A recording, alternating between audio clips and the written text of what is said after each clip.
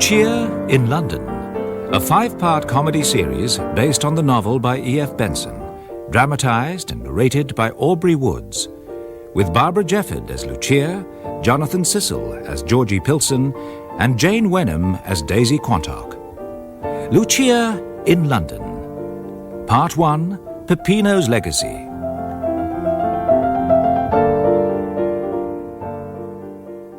Peppino. Yes, Carissima?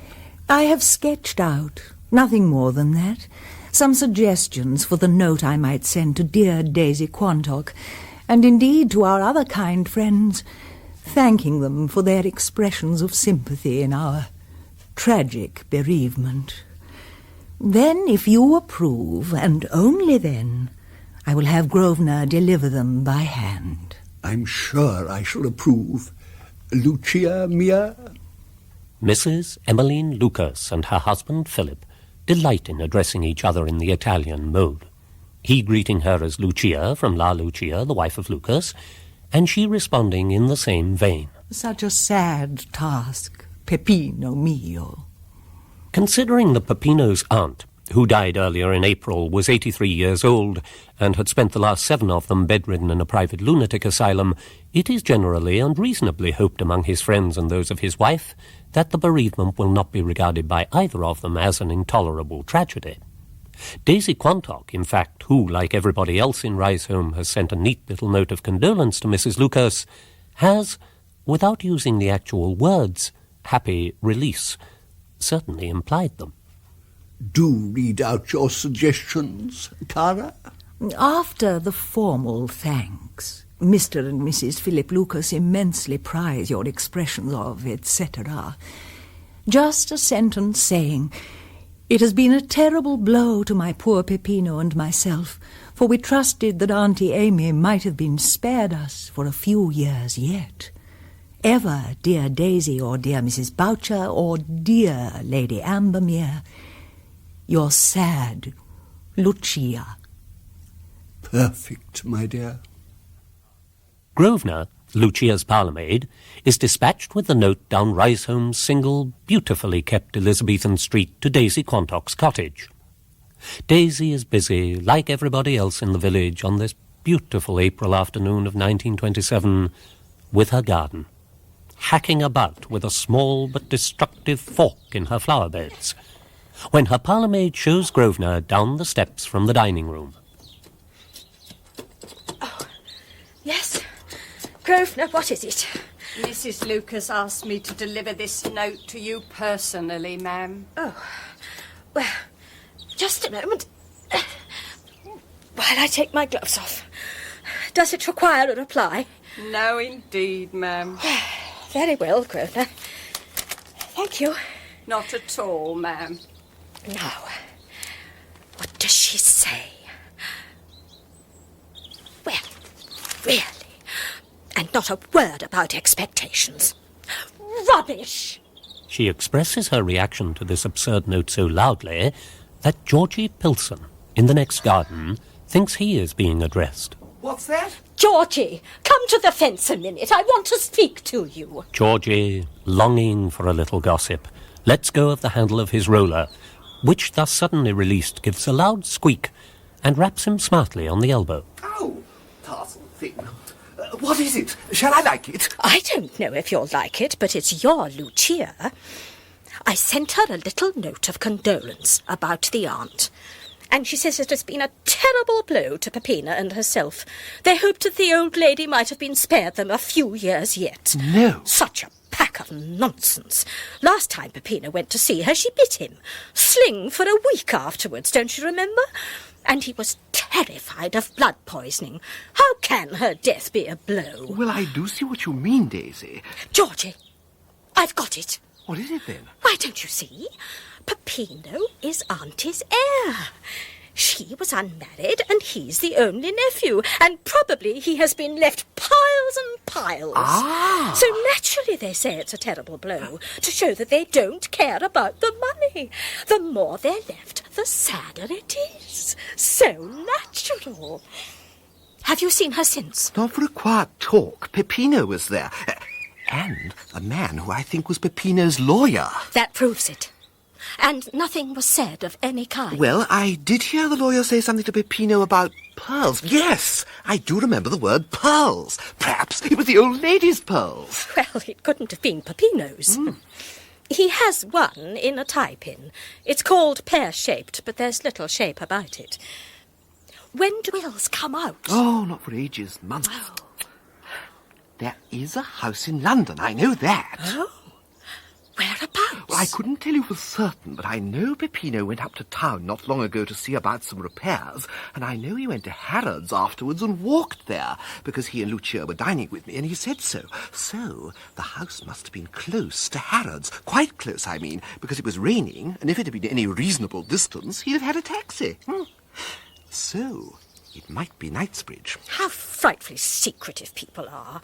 Fancy his never having told you where his aunt's house was. But they never spoke of her. She's been in that nursing home so many years. You may call it a nursing home, or if you choose, you may call it a post office. But it was an asylum. And they're just as secretive about the property. But you never talk about the property till after the funeral. They would have, if there hadn't been any. How horrid you are. I shall go back to my rolling. Georgie's telephone bell has been ringing for the last few seconds, but Georgie is rather deaf, however much he pretends not to be. Your telephone bell's ringing, Georgie. I thought it was. And come in presently for a cup of tea. I should love to, but I must have a bath first. Hello? Is that you, Georgie? Oh, yes, it's me, Lucia. How are you?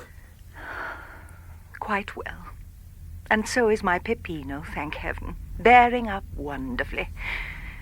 He's just gone. I see. And you didn't go. I'm very glad. So wise. I felt I couldn't, and he urged me not to. It's tomorrow. He sleeps in London tonight, and he'll be back tomorrow evening. I wonder if you would take pity on me and come and dine. Just something to eat, you know. The house is so upset. And don't dress. Delighted. Love to come. 8 o'clock, then? Nobody else, of course. If you care to bring our Mozart duet. Rather. Good for you to be occupied, Lucia. We'll have a good go at it. Dear Georgie. Georgie goes away feeling immensely busy.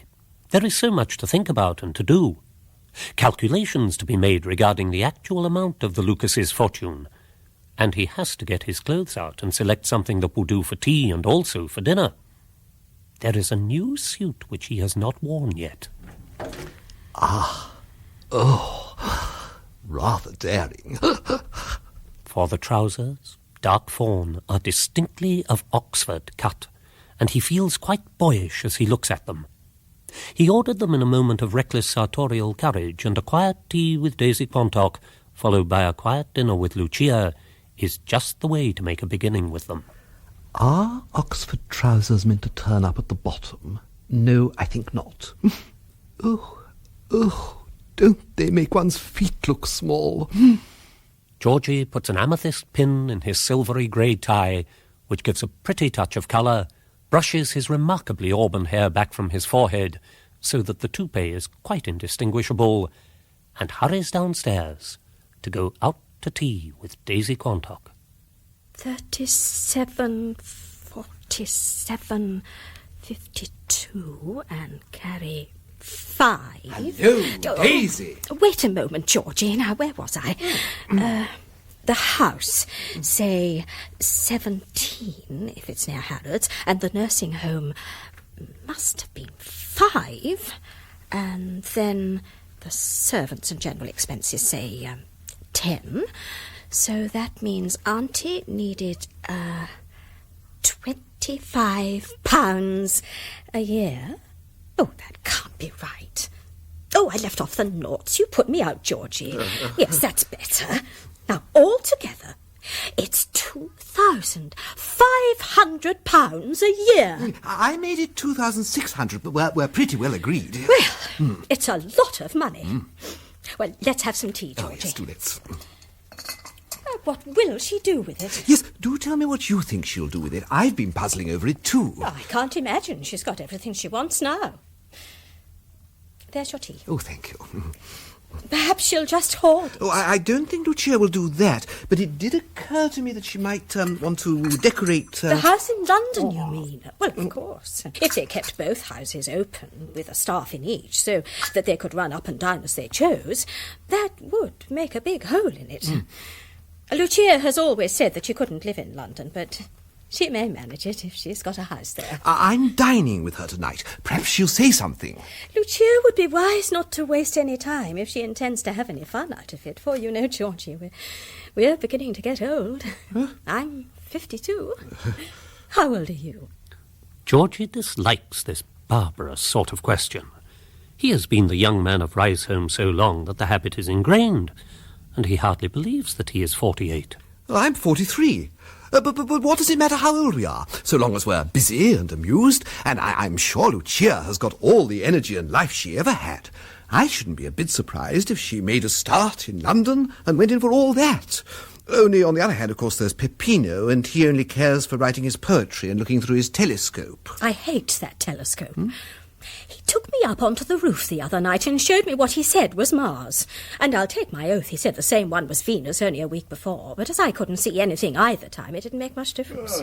Oh, hello, Robert. Well, what about those trousers, eh? Tiddle-om-pom-pom, tiddle-om-pom-pom. Heave-ho, Pillson. Oh. We'll lay there in a vast... What are you talking about? He's talking about my new clothes, and he's being very naughty. Oh. Here's your tea. Hey. Now, Robert, any news? Yes. Peppino's gone to the station, just like a large black crow. He waved a mournful black hand. Why not call a release and have done with it? And if you don't know why, I'll tell you. It's because they are rolling in riches. Why, I've calculated. Yes? So you've been calculating too. You might have a sweepstake for the one who gets nearest.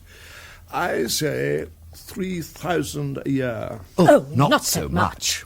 All right, but there's no reason why I shouldn't have a lump of sugar in my tea. It's not good for you. How do you make it up to 3,000? By addition, there'll be every penny of that.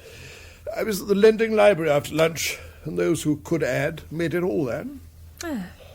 So, Georgie, you'll be all alone with Lucia tonight. Yes, I knew that. She told me Peppino had gone. I expect he's sleeping in that house tonight. Well, don't forget to find out where it is, will you?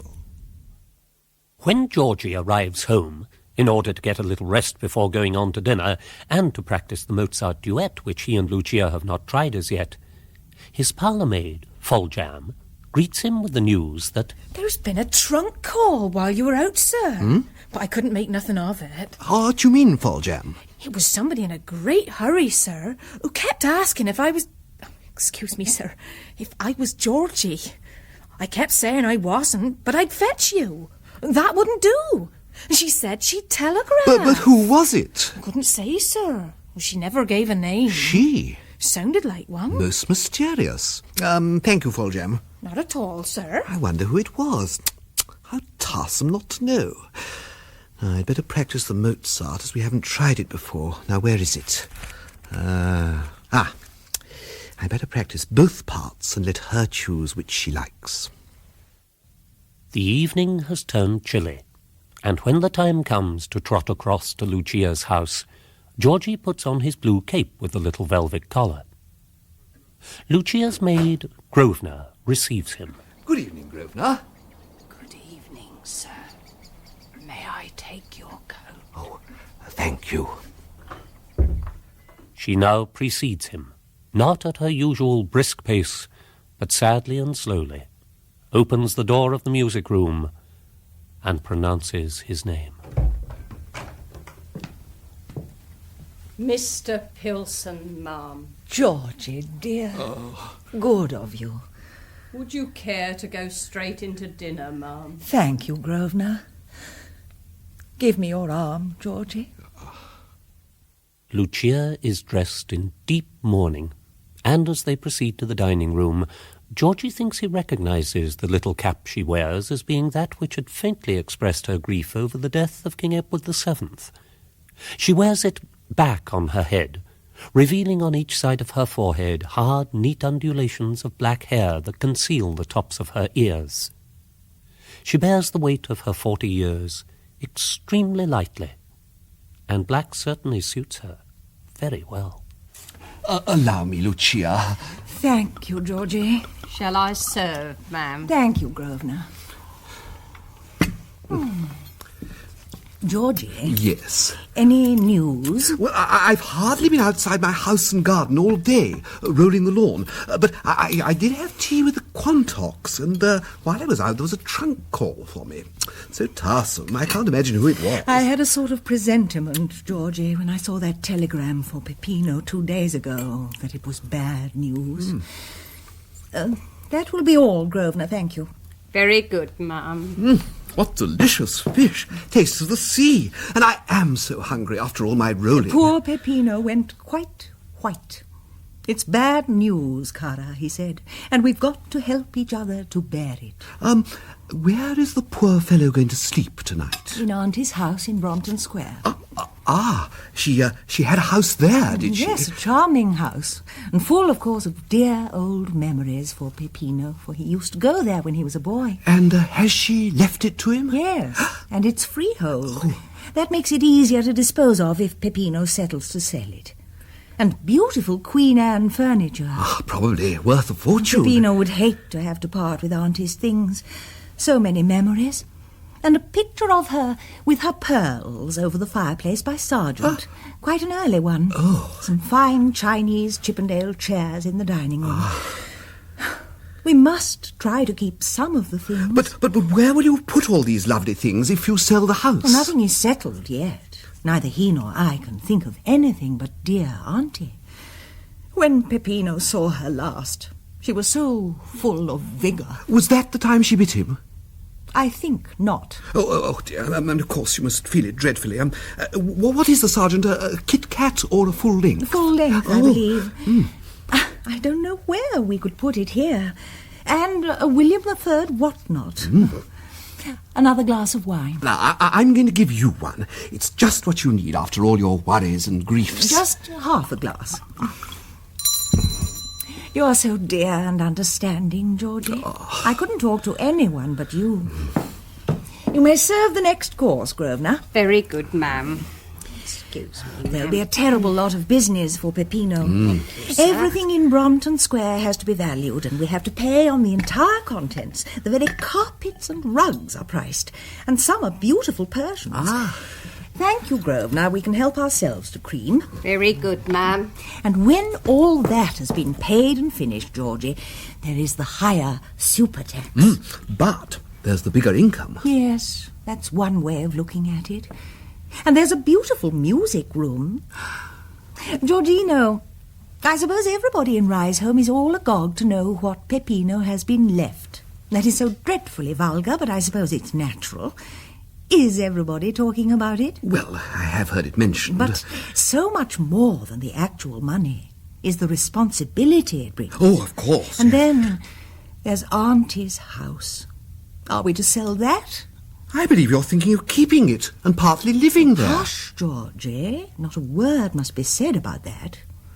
But it has occurred to both Peppino and me. But I thought you hated London. You always say you find it so common and garish. It is, compared to the exquisite peace and seriousness of our Risehome, where there never is a jarring note. At least, hardly ever. But there is in London a certain stir and movement which we lack here. In the swim, Georgie. In the middle of things. Yes, I suppose so. If I followed my inclination, I would never leave our dear Risehome for a single day. Oh, how easy everything would be if one only followed one's inclination. A morning with my books, an afternoon in my garden, my piano after tea, a friend like you to come in and dine with my Peppino and me, and scold me well, as you'll soon be doing, for being so bungling over Mozartino. Oh, I'm sure you won't be. Georgie, I've got to think of Peppino.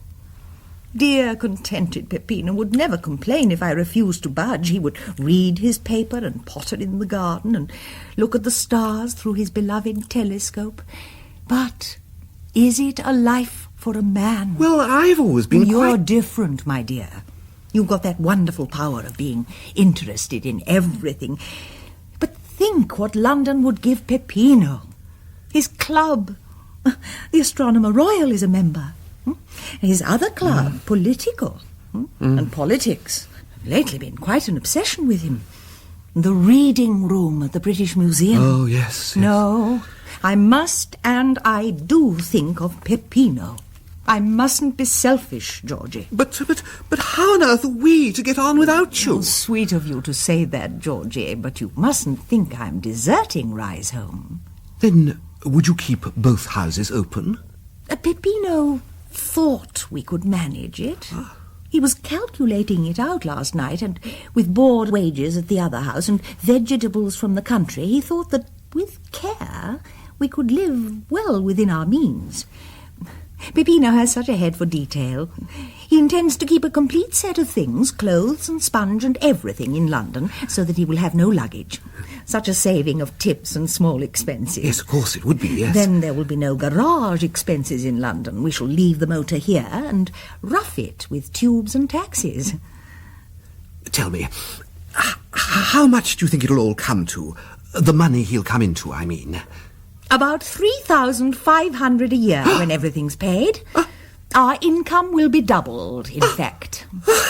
It's too wonderful for you. I never thought it would be half as much as that. I mean, then the pearls. Oh, I do congratulate you. Poor Auntie. We don't forget her through it all. We hoped she might have been spared us a little longer. Oh, yes, of course, yes. Now, I've come here to take your mind off these sad things. You mustn't dwell on them any longer. Oh, you've been so good to me. I should just have moped if I'd been alone. Ecco musica, Giorgino. Lucia lapses into that mixture of baby talk and scraps of easy Italian with which she and Georgie are wont to pepper their conversation, and they repair to her beautiful music room, where a portrait of Beethoven, her most admired composer, hangs above her Steinway grand. And you must be kindy to me. No practice all these days. You brought Mozart. Now, which part is easiest? Lucia wants to take easiest part. Lucia shall take whichever part she likes. Treble, then. But, oh, how diffy it looks. Hundreds of equal notes, and me so stupid at reading. Oh, well, come on, then. You begin. Uno, due, tre.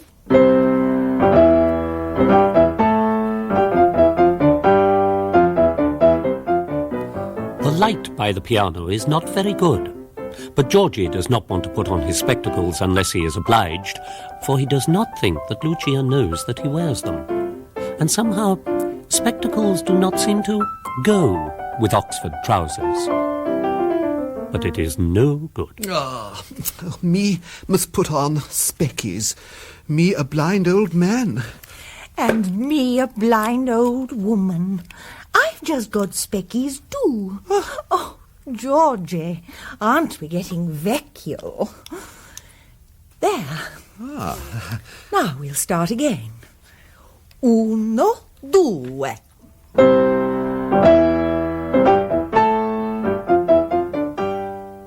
Mozart goes beautifully after Georgie has recovered from the immense surprise of Lucia's spectacles, and each of them inwardly wonders at the accuracy of the other's reading. Lucia suspects that Georgie has been having a try at this. And Georgie thinks the same of her.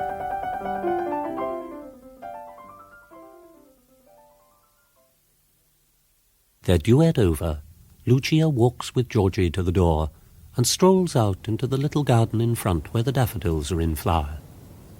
The night is clear but moonless, and the company of stars burns brightly. Aldebaran. I beg your pardon, Lucia? Oh, that bright star. Oh, Georgie, how restful it is to look at Aldebaran if one is worried and sad. It lifts one's mind above petty cares and personal sorrows.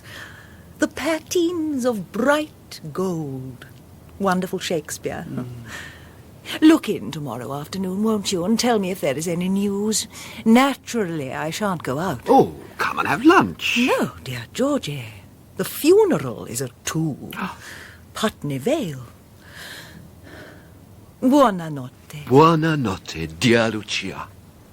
Georgie hurries back to his house and is disappointed to see that there are no lights in Daisy Quantock's drawing room nor in Robert Quantock's study. But when he gets to his bedroom, where Foljambe has forgotten to pull down the blinds, he sees a light in Daisy's bedroom. Even as he looks at the curtains, they are drawn back, and he sees her, amply clad in a dressing gown, opening windows at top and bottom. For just now, the first principle of health consists of sleeping in a gale. She too must have seen his room is lit, and his face at the window, for she makes violent signs to him, and he throws open the casement. Well? In Brompton Square. No. And 3,500 a year. Shutting the window and drawing down the blind before Daisy can pursue her questioning further, Georgie, with supreme art, rings down the curtain on his magnificent climax.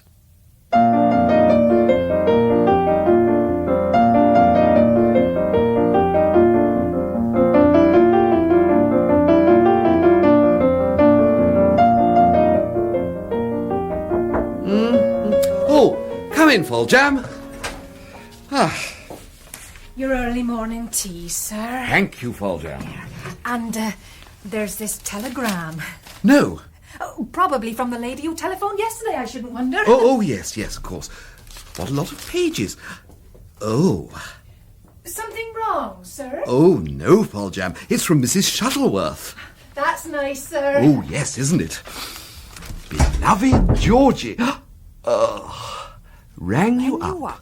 Till lost my temper, and so send this. Most expensive, but terribly important. Arrived in London yesterday, and shall come down for weekend to Riseholme. Shall dine with you Saturday to hear about everything.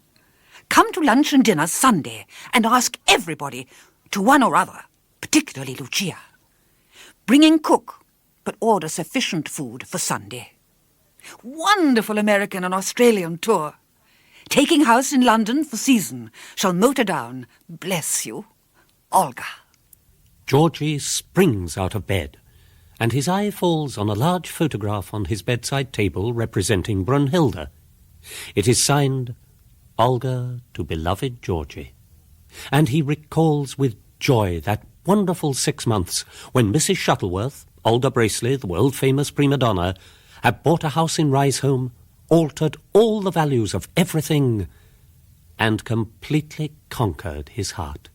And now she's back. How wonderful. But what a lot to do now. Wait a minute. Ask everybody to... particularly Lucia. I'll have to speak to her first. Be very diplomatic about it. She may take a lot of urging, particularly as she's still wearing black. What else? I shall dine with you Saturday all alone. Now, what shall I order?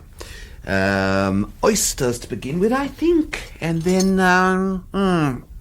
Oh, how tiresome. My tea's gone cold. Foljambe. Mr. Pillson, ma'am. Georgie, how kind. Do sit down. Thank you, Lucia. How are you feeling now? As well as can be expected, Georgie. It's my poor Peppino I feel so sorry for. He feels the loss so deeply. Of course. Tell me, that will be all, Grosvenor? Very good, ma'am. Any news? Yes, I heard from Olga this morning. A great long telegram. She's coming down for the weekend. That will be nice for you, Georgie. Now, she sent you a special message. I'm grateful for her sympathy. She might perhaps have written direct to me, but I'm sure she was full of kind intentions. As she sent the message by you verbally, will you verbally thank her? Anything else? Yes, but Olga's message wasn't quite that. She evidently hadn't heard of your bereavement. Odd. I should have thought, perhaps, that the death of Miss Amy Lucas... However... She wanted you very much. She said, particularly Lucia, to go to lunch or dine with her on Sunday. Peppino, too, of course. So kind of her, but naturally quite impossible. Oh, you mustn't say that. She's down for just that day, and she wants to see all her old friends. In fact, she asked me to get up 2 little parties at lunch and dinner. So, of course, I came to see you first, to know what you would prefer. Party? How do you think I could? Oh, it wouldn't be that sort of party, just a few friends. Oh, it is so bad for you to sit brooding. I wonder. But perhaps Peppino might feel inclined to go. You're right. I mustn't let him brood. Selfish of me not to think of that. Who would there be, Georgie? Well, that's really for you to settle. You? Yes, she asked me to come. Well, then, what if you asked poor Daisy and her husband? It would be a treat for them. And that would make 6. I think 6 would be enough. I will do my best to persuade Peppino. Capital. And would you prefer lunch or dinner? I think dinner. One feels more capable of making the necessary effort in the evening. 1 o'clock. Peppino will just be leaving Brompton Square. And then, afterwards, his lawyer is going to lunch with him. Such a lot of business to see to. Indeed, there must be, yes. It's such a delightful square, but rather noisy, I should think, at the lower end. Yes, but deliciously quiet at the top end. A curve, you know, and a cul-de-sac. Number 25 is just before the beginning of the curve, and no houses at the back.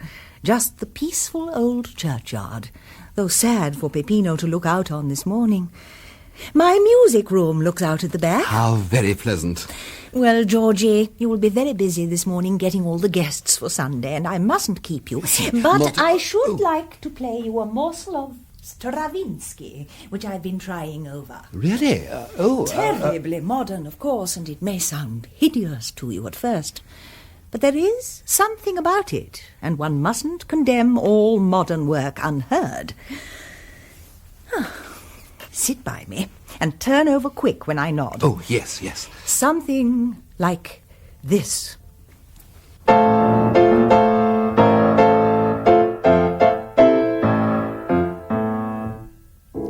Lucia gets through the first part beautifully.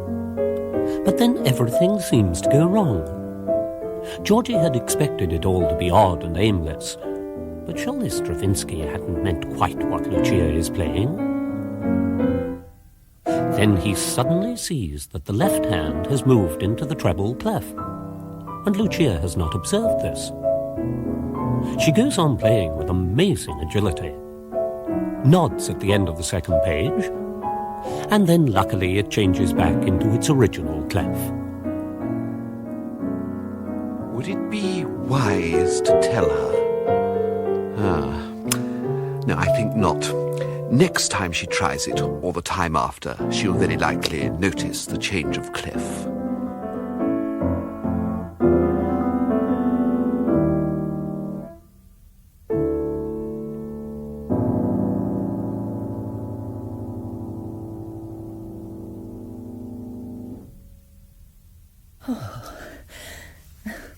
I must work at it before I can judge of it. Lucia's fingers stray about the piano, and she pauses. Then, with the wistful expression Georgie knows so well, she plays the last few bars of the first movement of the Moonlight Sonata.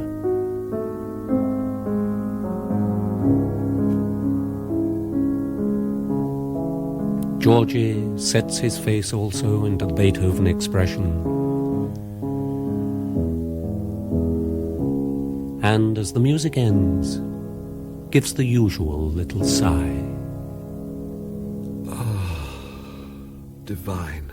Thank you, Lucia. You must thank immortal Beethoven.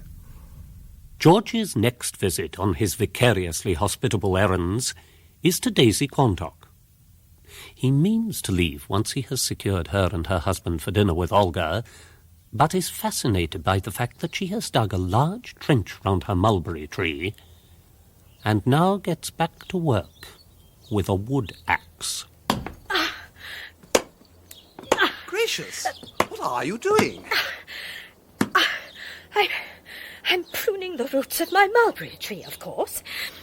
Did you find out the number of the house? 25. Well, that's easy to remember. And are they going to sell it? Nothing settled for the moment.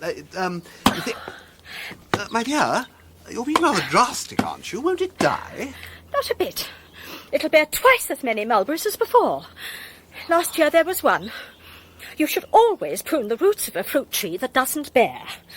What about the pearls? No news, except that they come in a portrait of the aunt by Sargent. By Sargent? Yes, and Queen Anne furniture and Chinese Chippendale chairs. How many bedrooms? 5 spare, so that means 7 in all, and 1 with a sitting room and bathroom attached, and a beautiful music room. Georgie, she means to live there.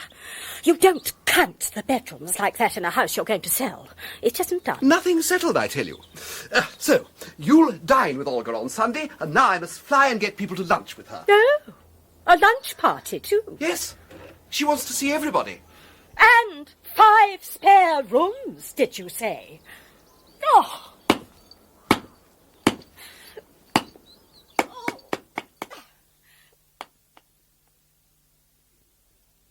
It is the hour now when Riseholme generally is popping in and out of shops and finding out the news.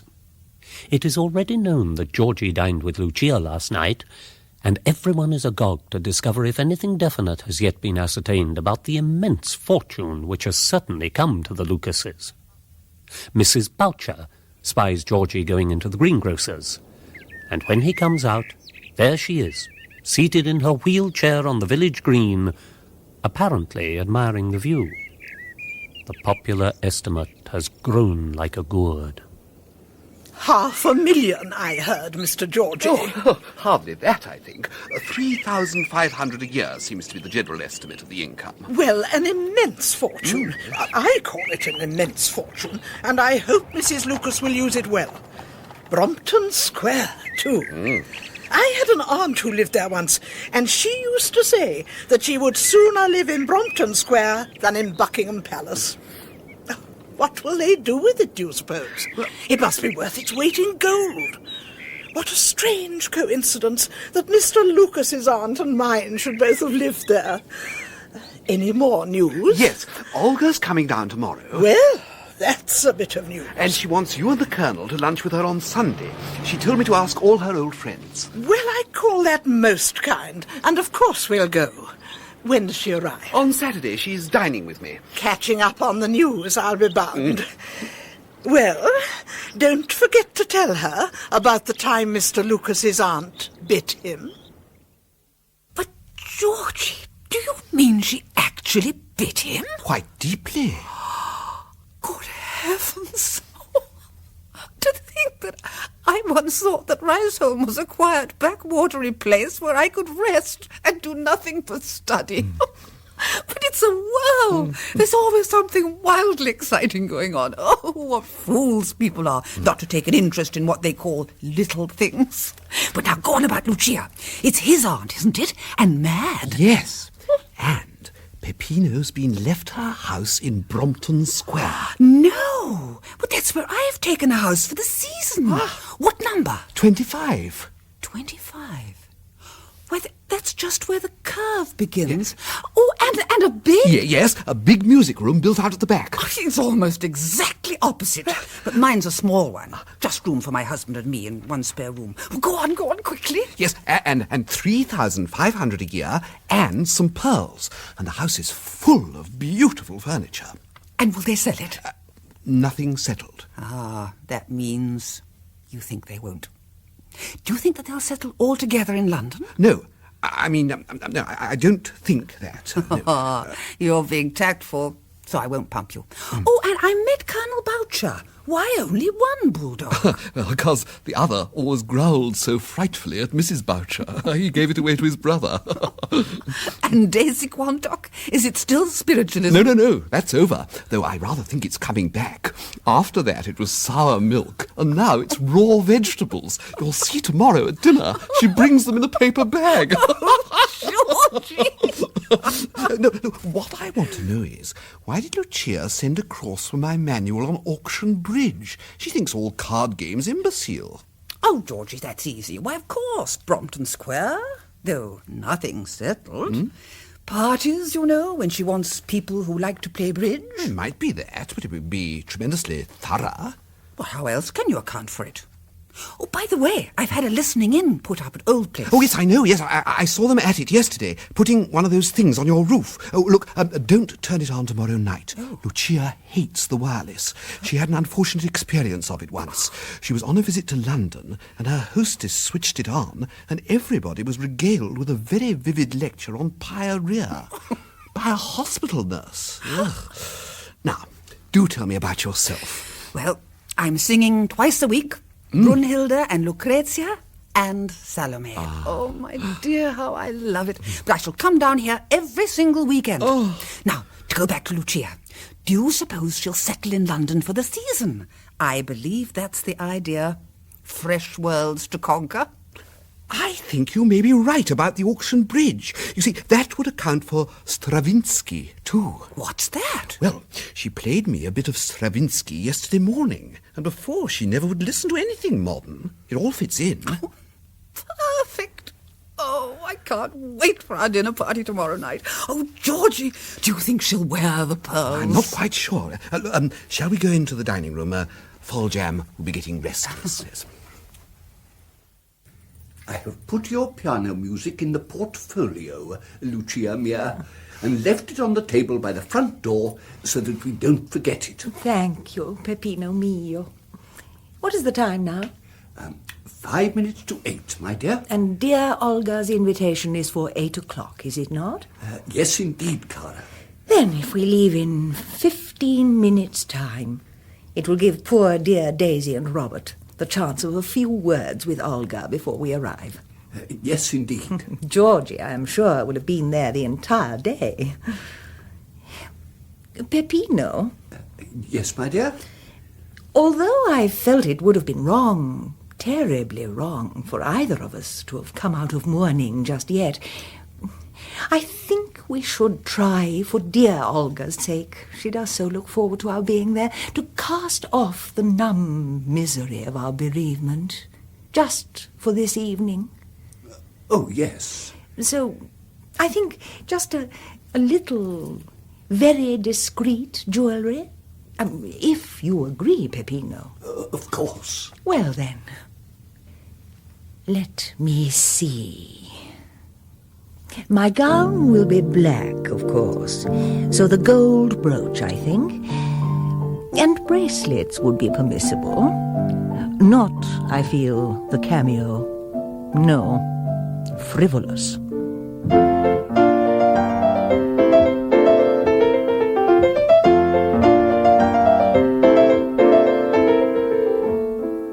In Part 1 of Lucia in London, based on the novel by E F Benson and dramatised and narrated by Aubrey Woods, Lucia was played by Barbara Jefford, Georgie Pillson by Jonathan Cecil, Daisy Quantock, Jane Wenham, Robert Quantock, Anthony Newlands, Peppino, Michael Bilton, Olga, June Tobin, Mrs. Boucher, Margot Boyd, Grosvenor, Narissa Knights, and Foljambe, Helena Breck.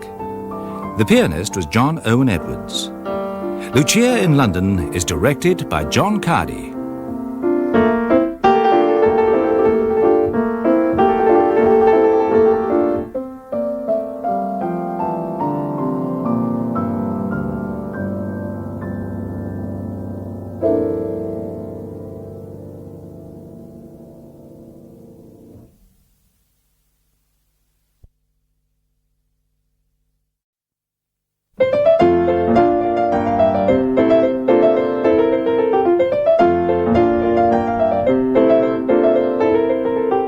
Lucia in London, a 5-part comedy series based on the novel by E F Benson, dramatised and narrated by Aubrey Woods, with Barbara Jefford as Lucia, Jonathan Cecil as Georgie Pillson, Jane Wenham as Daisy Quantock, and June Tobin as Olga Bracely.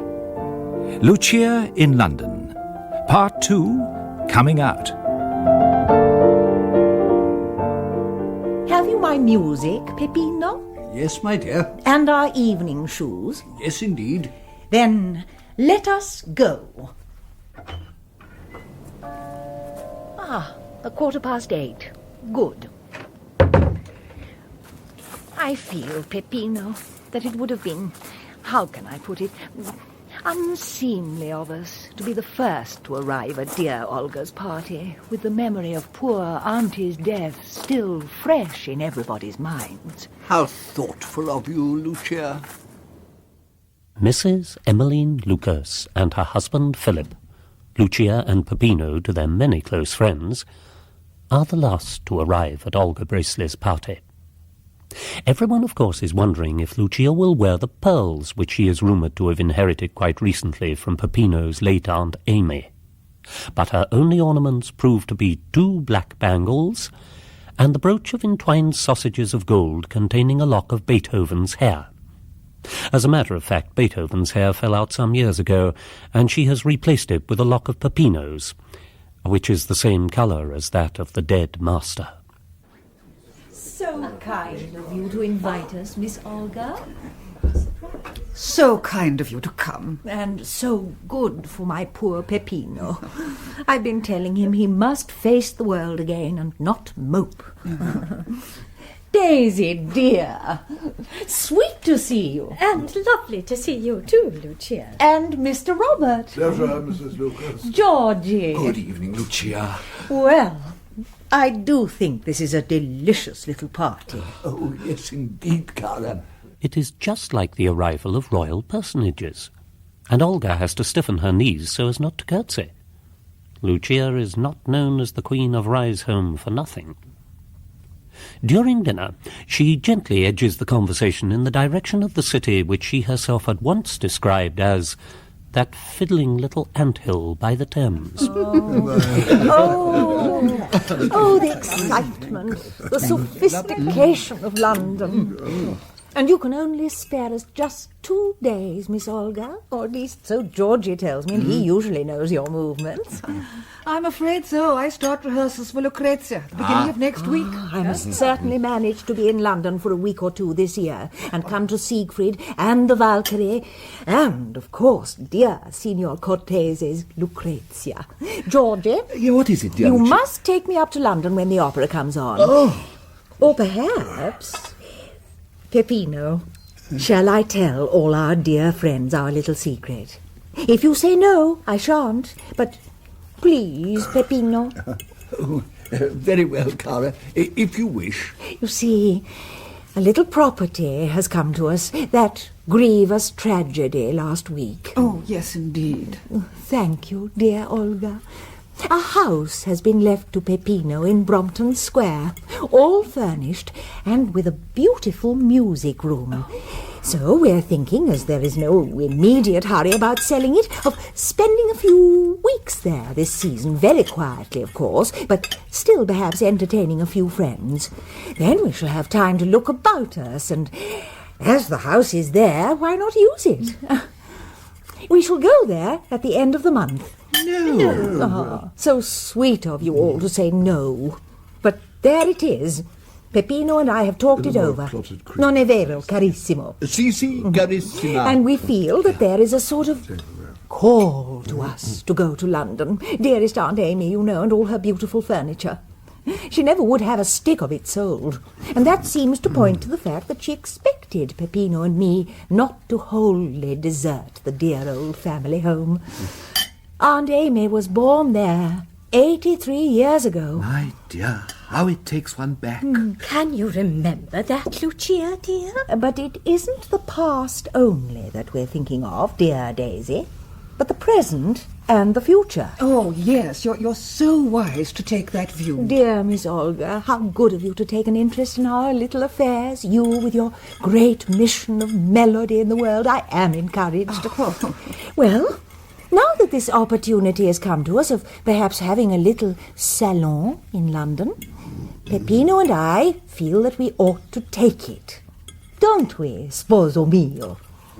Oh, yes, indeed, my dear. Oh, too thrilling, Mrs. Lucas, and how lovely for me. I've just taken a house in Brompton Square for the season. No.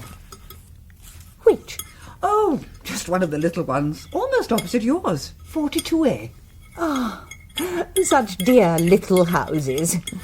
I have a music room, always yours to practice in. Well, capital good dinner. Delicious indeed. Thank you so much. Well, come along, ladies. Let's leave the gentleman to gossip. Lucia puts an arm round Daisy Quantock's ample waist and thus tactfully avoids the question of precedence. Daisy is the elder, but then Lucia is Lucia. Look after them, Georgie.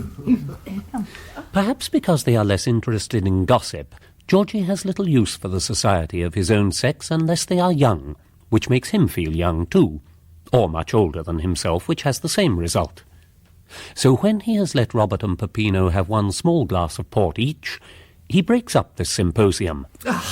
Shall we join the ladies? And trundles them away to the drawing-room, only pausing to snatch up his embroidery tambour on which he is working, on what had been originally intended for a bedspread.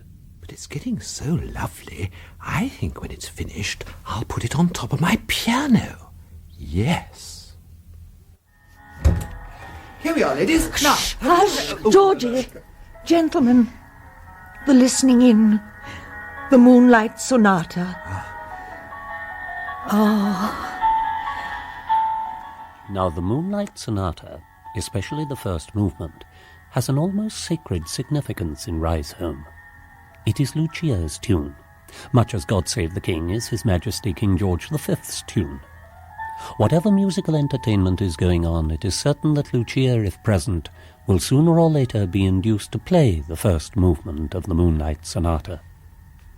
So here she sits, composing her face to her well-known Beethoven expression, leaning a little forward with her chin in her hand and her sharp, dark eyes wearing the far-away look from which only the last chord will recall her.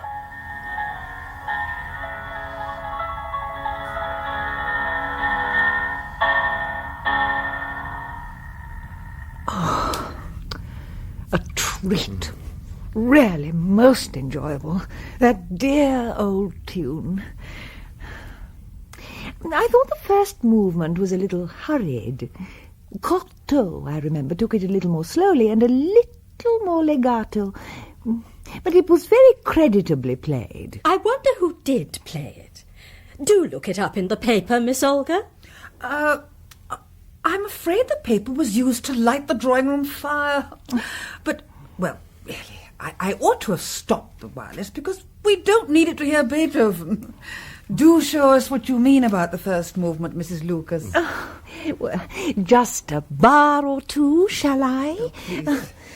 Only my impression of how Cocteau plays it coincides with my own view of it. Everybody gives a sympathetic murmur.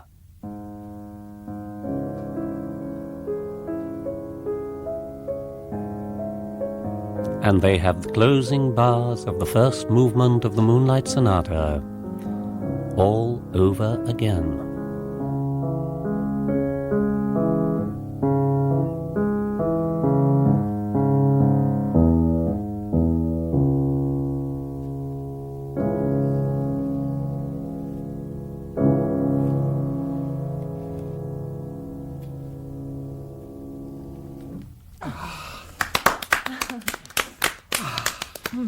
Don't move, Mrs. Lucas. Something else, Yes, please. please. What? Oh, yes, please. Let's have some Beethoven. How you all work me. London will be quite a rest after Rise Home. Peppino mio, my portfolio on the top of my cloak. Would you? Certainly, Carissima. Peppino insisted on my bringing some music. He would not let me start without it. Here it is, Lucia mia. Thank you, carissimo. A little morsel of Stravinsky. Miss Olga, I'm sure, knows it by heart, and I'm terrified. Georgie, would you turn over? Of course, Lucia.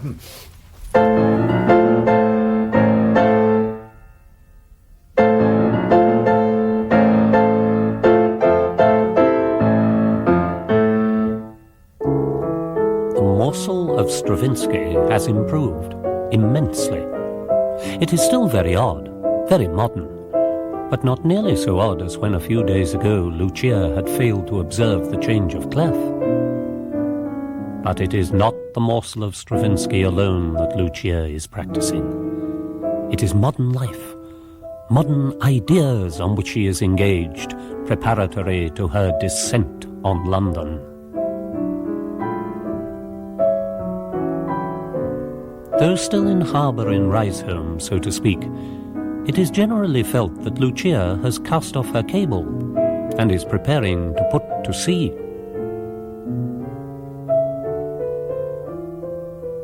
The morsel reaches its end.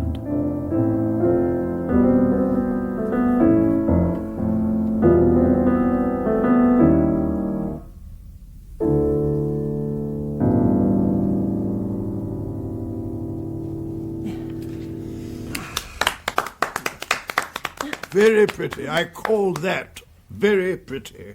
Honk. I call that music. It's certainly unusual. Dear Mr. Robert, how sweet of you. How late it is. Come, Peppino. Of course, my dear. We must be going too. Come along, Robert. But the night is young. Yes, Robert, but we are not. Now come along. Delicious evening. And lovely to think that we shall soon be neighbours in London as well. My music room, always at your disposal. Are you coming, Georgie? Not this minute. Well, dine tomorrow, then. We won't have any music after this feast tonight, but perhaps a little game of cutthroat, you and Peppino and me. Delightful. Good night. Good night. Goodbye. Goodbye, everyone. Goodbye. Goodbye. Goodbye. Oh, Georgie, what richness! By the way, it was Quantock who was playing the moonlight faster than Quantock plays it. You know, I think Daisy suspected, and so did I, when you said that you'd burnt the paper. You are an angel. But of course, that's the kind of thing that happens to Lucia. And now we know where we are. She's going to make a circle in London and be its centre. It's all as clear as can be. All we don't know about yet is the pearls. I doubt the pearls. No, I think there are pearls. Otherwise she wouldn't have told me they appeared in the Sergeant Portrait of the Aunt. Why does one ever spend a single hour away from Riseholme? Oh, I wish you wouldn't. But you go off tomorrow. Yes, to Paris. My excuse is to meet my husband, who's there on business, and my reason is gowns. I'm going to have lots of new gowns. Oh, tell me about them. I don't know about them yet. I'm going to Paris to find out. Georgie, you'll have to come and stay with me when I'm settled in London. And when I go to practice in Lucia's music room, you shall play my accompaniments. And shall I be shingled? I wouldn't mind betting that... No, I said nothing. If you give me 3-1 that I don't know what you were going to say, I'll take it. But you can't know. Yes, I do. You wouldn't mind betting that Lucia will be shingled. Well, you are quick.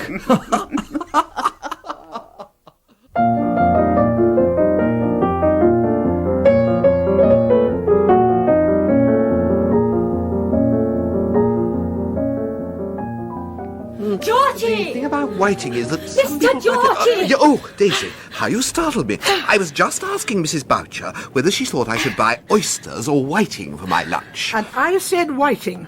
You never can tell with oysters. Why, I had a cousin once... Never mind fish. But I like fish. Listen. I went into the printers to order some more visiting cards. Where do they all go to? And there, on the counter, was a copper plate. And while nobody was looking, I managed to read it. And although it was printed the wrong way round... I say, how clever. And upside down. And what do you think it said? Mr. and Mrs. Philip Lucas request the pleasure of the company, and so on. And the address was 25 Brompton Square, SW3. What do you think of that? She's deserting Riseholme and all her friends. That's what she's doing. She means to cut a dash in London and lead London by the nose. There'll be fashionable parties, you'll see. There'll be paragraphs in the society columns. And then when the season's over, she'll come back and swagger about them. Naturally. But that's what she's meaning to do, I tell you, and I don't care who hears it. Bravo, Mrs. Boucher. And now I must be getting home, or I'll be late for lunch, and that will never do. For I expect the Prince of Wales and the Lord Chancellor, and we'll play bridge and crossword puzzles all afternoon. And as for the pearls, and if you ask me, actually asked me what I think about the pearls, I should have to tell you that I don't believe in the pearls. Neither do I. There may be half a dozen pearls in an old pillbox. I don't say there are not, but that's all the pearls we shall see. Oh, pearls! One morning at the end of this hectic week, Georgie has just settled down to breakfast and is just opening his copy of the Times when the telephone bell rings. Oh, tiresome thing. My poached egg will get all leathery. Hello? Is that Georgino? Is that you, Georgie? Oh, yes, it's me. Georgie, is you coming round to say ta-ta to poor Lucia and Peppino? I knew it. Why? Are you going away? Yes, I told you the other night when you were doing crosswords, you and Peppino. I'm sure I did. Perhaps you weren't attending. No, you never told me. How course you sounds. But come round, Georgie, about 11 and have ickle chat. We're going to be very stwavy and motor up and perhaps keep the motor for a day or two. And when are you coming back? Not quite settled. There's a lot of biz for poor Peppino. Can't quite tell how long it'll take. 11 then. Arrivederci. Arrivederci, Lucia. Come in. Mrs. Quantock's parlourmaid is here, sir, and says, would you look at this paragraph Mrs. Quantock has marked in the Times and send it back? Mrs. Quantock will see you whenever you care to go round. Any time at all, sir. Oh, interesting, Foljambe. Let me see. The paragraph's marked in red. Yes. Now, there was this, Mr. and Mrs. Philip Lucas will arrive today from the Hurst Rhizome at 25 Brompton Square? Oh. No! Right. Tell Mrs. Quantock's parlourmaid to tell Mrs. Quantock I'll look in straight after breakfast. Very good, sir. I call it funk. She didn't dare tell us. She's going to motor up starting soon after 11. She's just asked me to come and say goodbye. If I were you, I shouldn't dream of going to say goodbye. She's shaking the dust of Ricehome off her London shoes. I shouldn't wonder if she was writing some invitations on the cards you saw the other day. No, I never saw the cards, only the plate. Well, it's the same thing. She may be writing invitations now to post in London. We'll go a little before 11 then and see. Even if she's not actually writing them, there'll be envelopes lying about the place, perhaps. Do please come too. Certainly not. If Lucia doesn't choose to tell me she's going away, the only dignified thing to do is to behave as if I knew nothing whatever about it. Besides, I'm very busy. I've got to finish weeding my garden, and then my planchette arrived this morning, and a Ouija board. What's that? Well, a sort of planchette, but much more powerful. Only it does take a little longer, as it points at letters instead of writing. I shall begin with planchette and take it all up seriously, because I know that I'm very psychic. And it's my opinion we shall get on very well without Lucia. Oh, well, it isn't criminal to spend a few weeks in London. Whoever said it was? I'm all for everybody doing exactly as they like. Georgie, how do you think she'll begin up there? Of course, there's that cousin of hers with whom she stayed sometimes, Aggie Sanderman. And then, of course, there's Olga Wesley. But will she just pick up acquaintances and pick up more from them, like one of those charity snowballs? Or will she be presented? Not that I take the slightest interest in it. Oh, I expect she'll manage. She's got drive. I should call it push. Come back and tell me exactly what's happened. Any message? Certainly not. Now for ickle chat. Sit down, Georgie, and cheer me up. Poor Lucia feels so very, very sad at going away. It is rather sudden. Nobody dreamed you were off today, at least until they saw the Times this morning. I know, but Peppino thought it was the best plan. He said that if Ricehome knew when we were going, you'd all have had little dinners and lunches for us, and we should have been completely worn out with your kindness and hospitality. Any news? I saw Daisy this morning. She's got a Ouija board. That's nice. I shall think of Ricehome as being wonderfully busy. And everybody must come up and stay with me. And you, first of all. When will you be able to come? Whenever you ask me. Then you must give me a day or two to settle down, and I'll write to you. You'll be popping across every moment of the day to see Olga, though. Cattivo, Giorgino. She's in Paris at the moment. No, what a disappointment.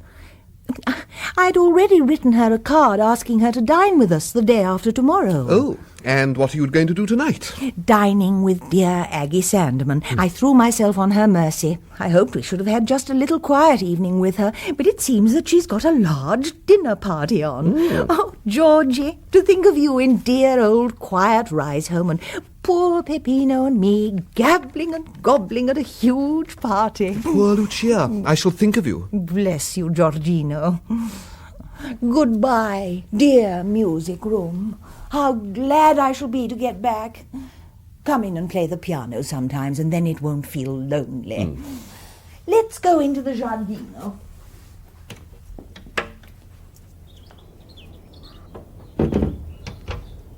And how I shall miss all this. Lovely daffies and violets dim. Oh, let me give you ickle violet, Georgie, to remind you of poor Lucia tramping about in long, unlovely streets, as Tennyson said. There. Thank you, Lucia. Well, here's your motor. All ready. Peppino! Coming, my dear. Peppino, where have you been? Well, I was Never just... mind. Get in and let us start. For there are Colonel and Mrs. Boucher coming across the green, and we shall never get off if we have to start kissing everybody. Give them my love, Georgie, and say how sorry we were to just miss them. Shut the door quickly, Peppino, and tell him to drive on. Goodbye. She has a bad conscience, and I'm sure I don't wonder. The news that she has gone spreads rapidly, and by lunchtime next day Risehome has made up its mind to seal its lips forever on the subject of Lucia. But though this decision is a wise one, it is not easy to practice. Robert? Yes, my love. Have you read 5 o'clock chit-chat? By that woman Hermione? No, why the newspaper at luncheon? Because there are 2 whole paragraphs, quite long ones, all about Lucia and that house in Brompton Square. Really? Robert! Oh, listen to this.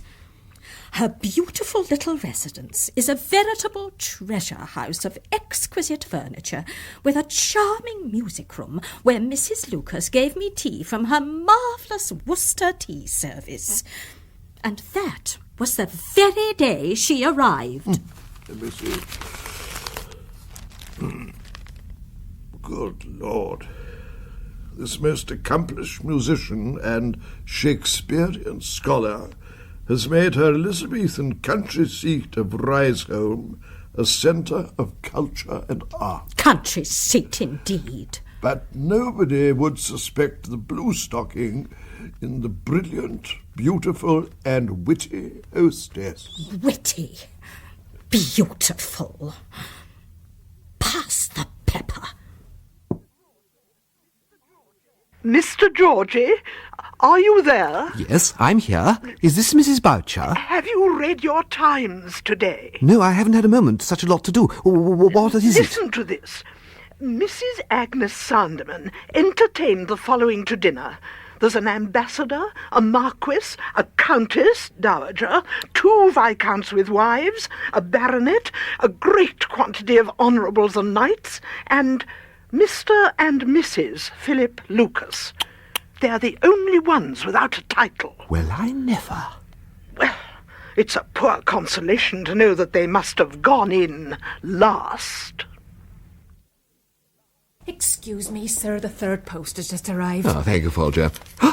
Oh, I know what this is. Foljambe, I shall probably be going up to London for a few days. Oh, will you, sir? Yes, I expect so. The small portmanteau should be ample, but do get out my suit with the Oxford trousers and my cloth-topped boots. Very good, sir. Now, Giorgino mio, such a whirl since we left that I haven't had a moment. But tonight, oh, such a relief. Peppino and I have dined alone, quite a la Rise Home, and for the first time I've had half an hour's quiet practice in my music room, and now sit down to write to you. You would have scolded me if you'd heard me play. So stiff and rusty have I become. Well, now for my little chronicles. Yes, but what about my little invitation? We've done a little entertaining. Just a few old friends, like our Member of Parliament, dear Stanley Garraby Ashton. She only met him once. The house is getting into order. Here we are. But there are lots of changes and furbishings up to be done before I venture to show it to anyone as critical as you, Georgino. How you would scream at the carpet in the dining room. I know it would give you indigestion. But when I get the house straight, I shall insist on your coming, whatever your engagements are, and staying a long, long time. We will fix a date when I come down for a weekend. Good night, dear Georgino. Me so sleepy, Lucia. Very well. Well, she's so busy with something else, she doesn't care to be bothered with Rise Home or with me, and so she says it's the dining room carpet. And if she doesn't want me, I won't want her. We've got to pull ourselves together and start again, so that's that. I shall go and see how Daisy and the planchette are progressing.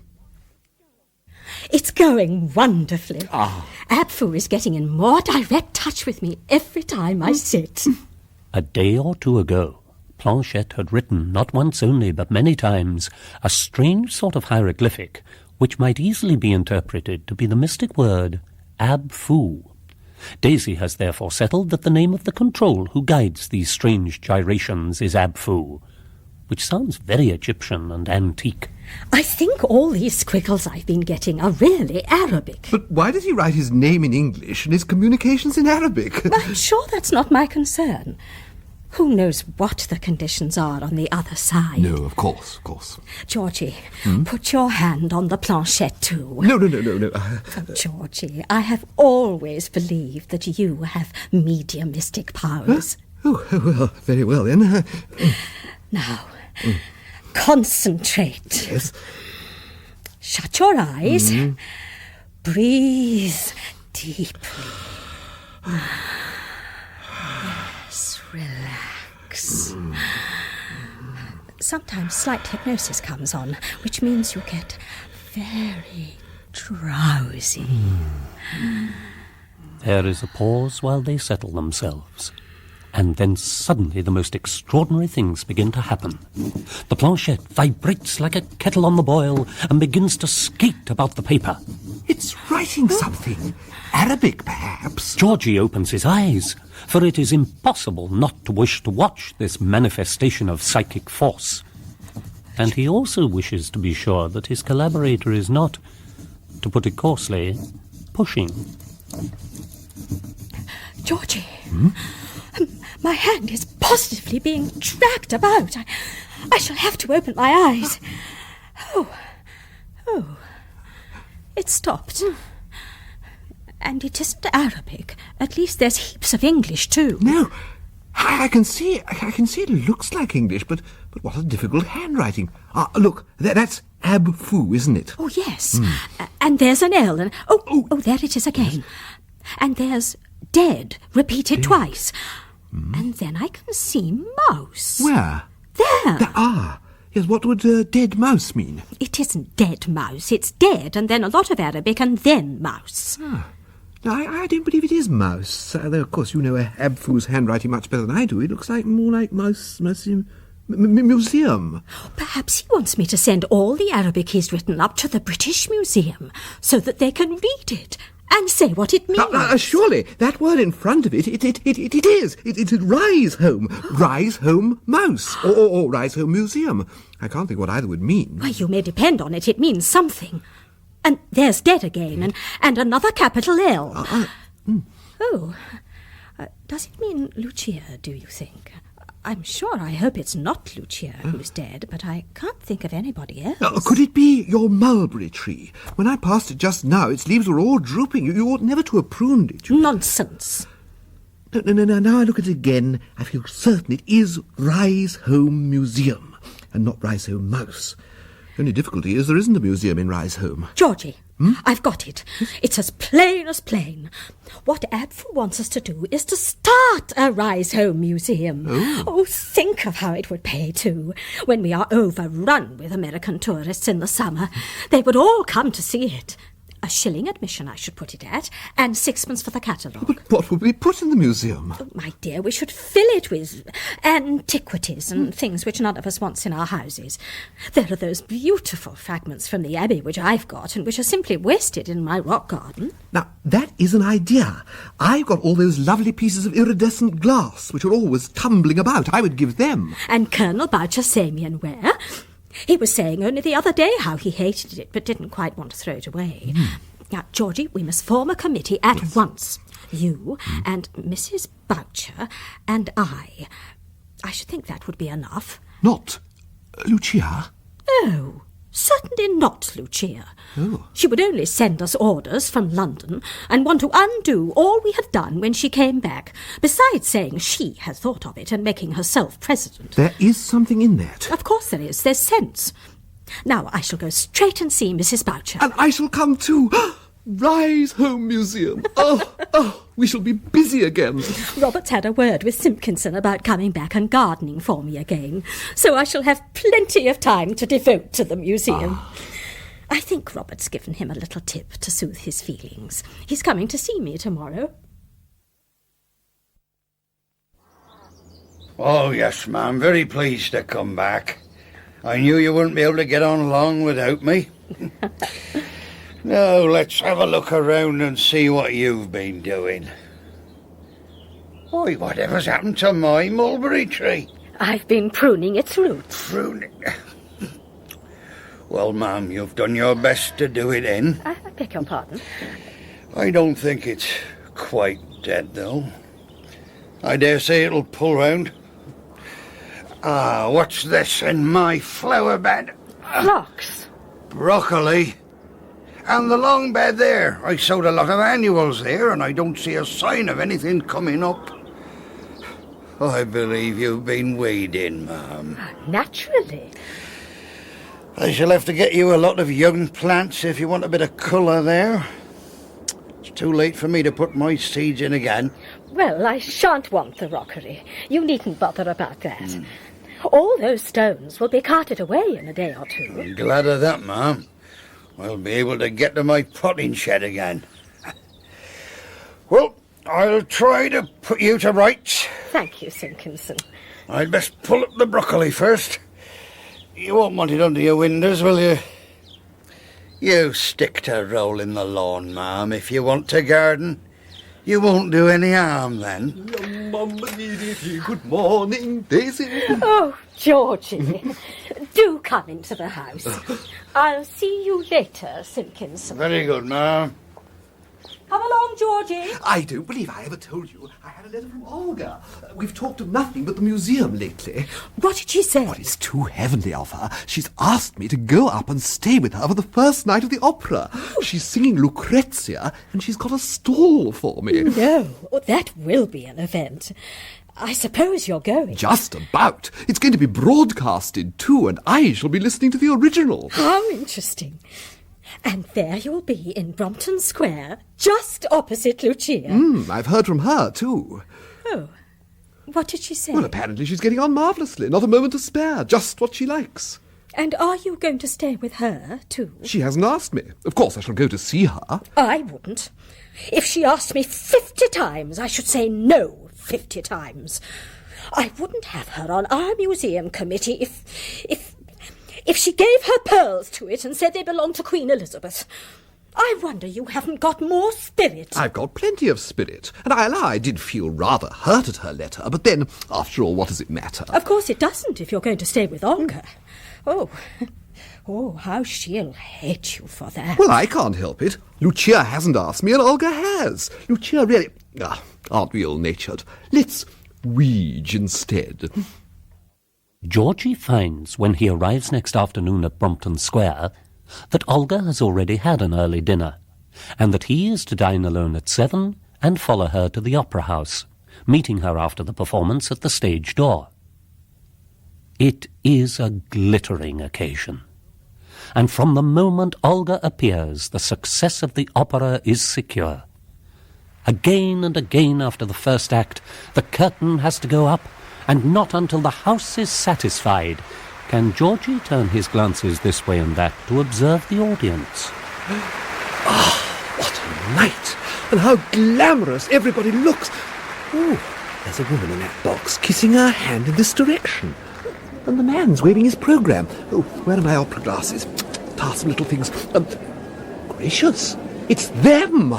He positively runs up the stairs to the second tier, and there in the open doorway of her box is Lucia, in an extraordinarily short skirt, with her black hair shingled, and round her neck 3 short rows of seed pearls. Georgino mio, this is a surprise. You came up to see our dear Olga's triumph. I do call that loyalty. And what an evening it is, just about, Peppino. Why did you not tell me you were coming? I thought I would call tomorrow. So you're staying the night in town? Yes. Not going back by the midnight train, the dear old midnight train, and waking in Rise home at your club? No, I'm staying with Olga. No.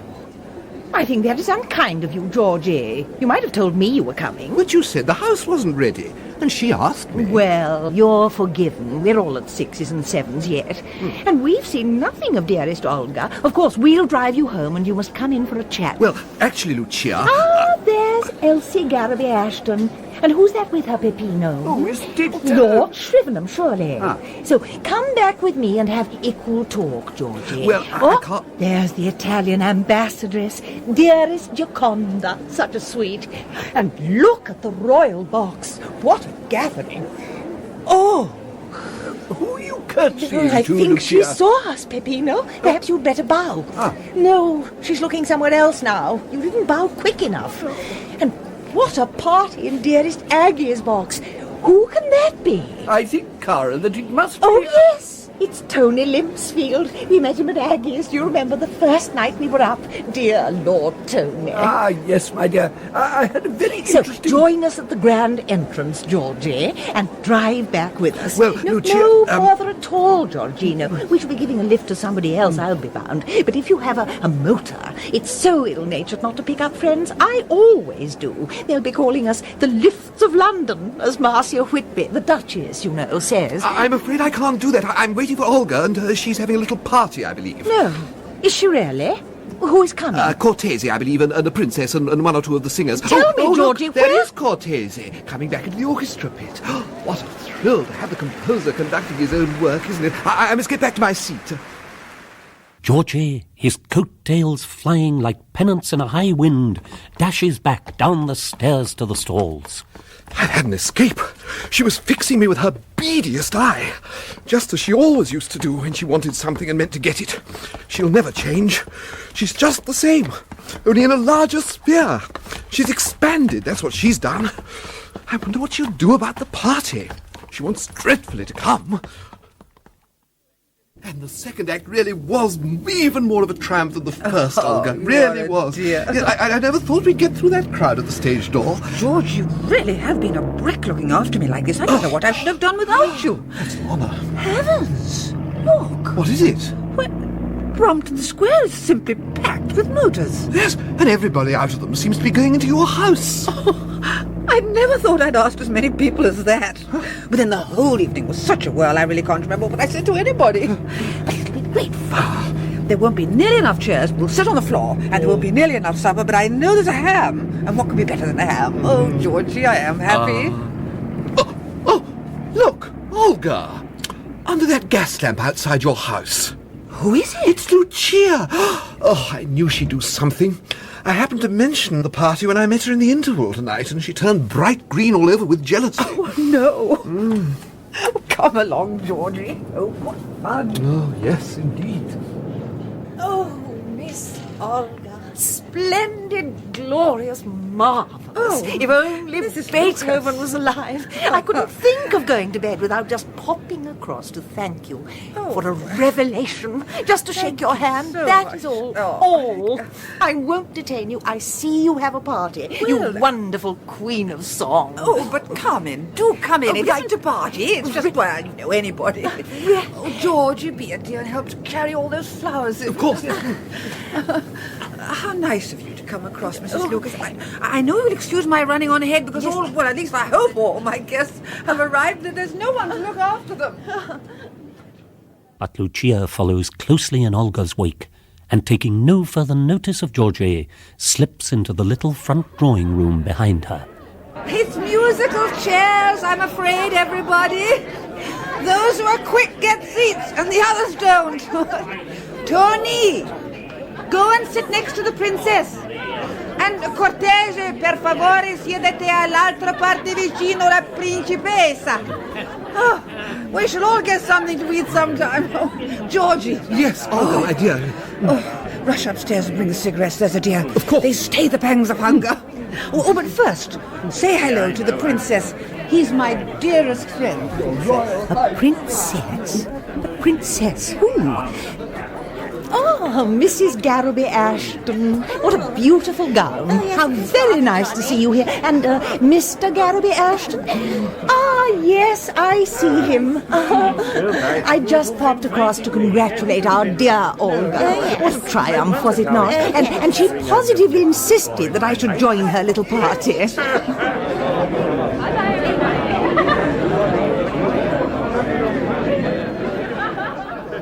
Now, where is the princess? Oh, how fortunate. Excuse me, your Royal Highness. You have dropped your fan. And how beautiful it is, if I may say so. Exquisite taste. Thank you. Did you enjoy the opera, ma'am? Very much. And you? Oh, yes, a triumph. But what else could we expect from our dear Olga? Indeed. Excuse me. And thank you. Mrs.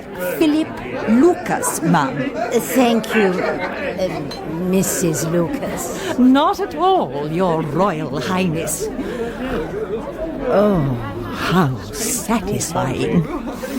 Yes, I think I can safely say, without fear of contradiction, that I have arrived in London.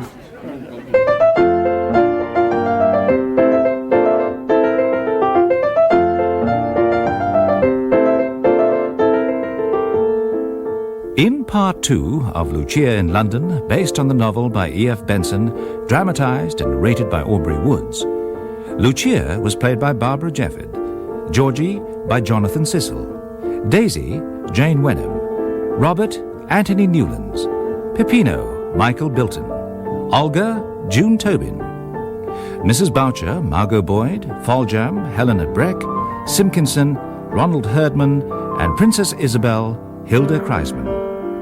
The pianist was John Owen Edwards. Lucia in London is directed by John Cardy.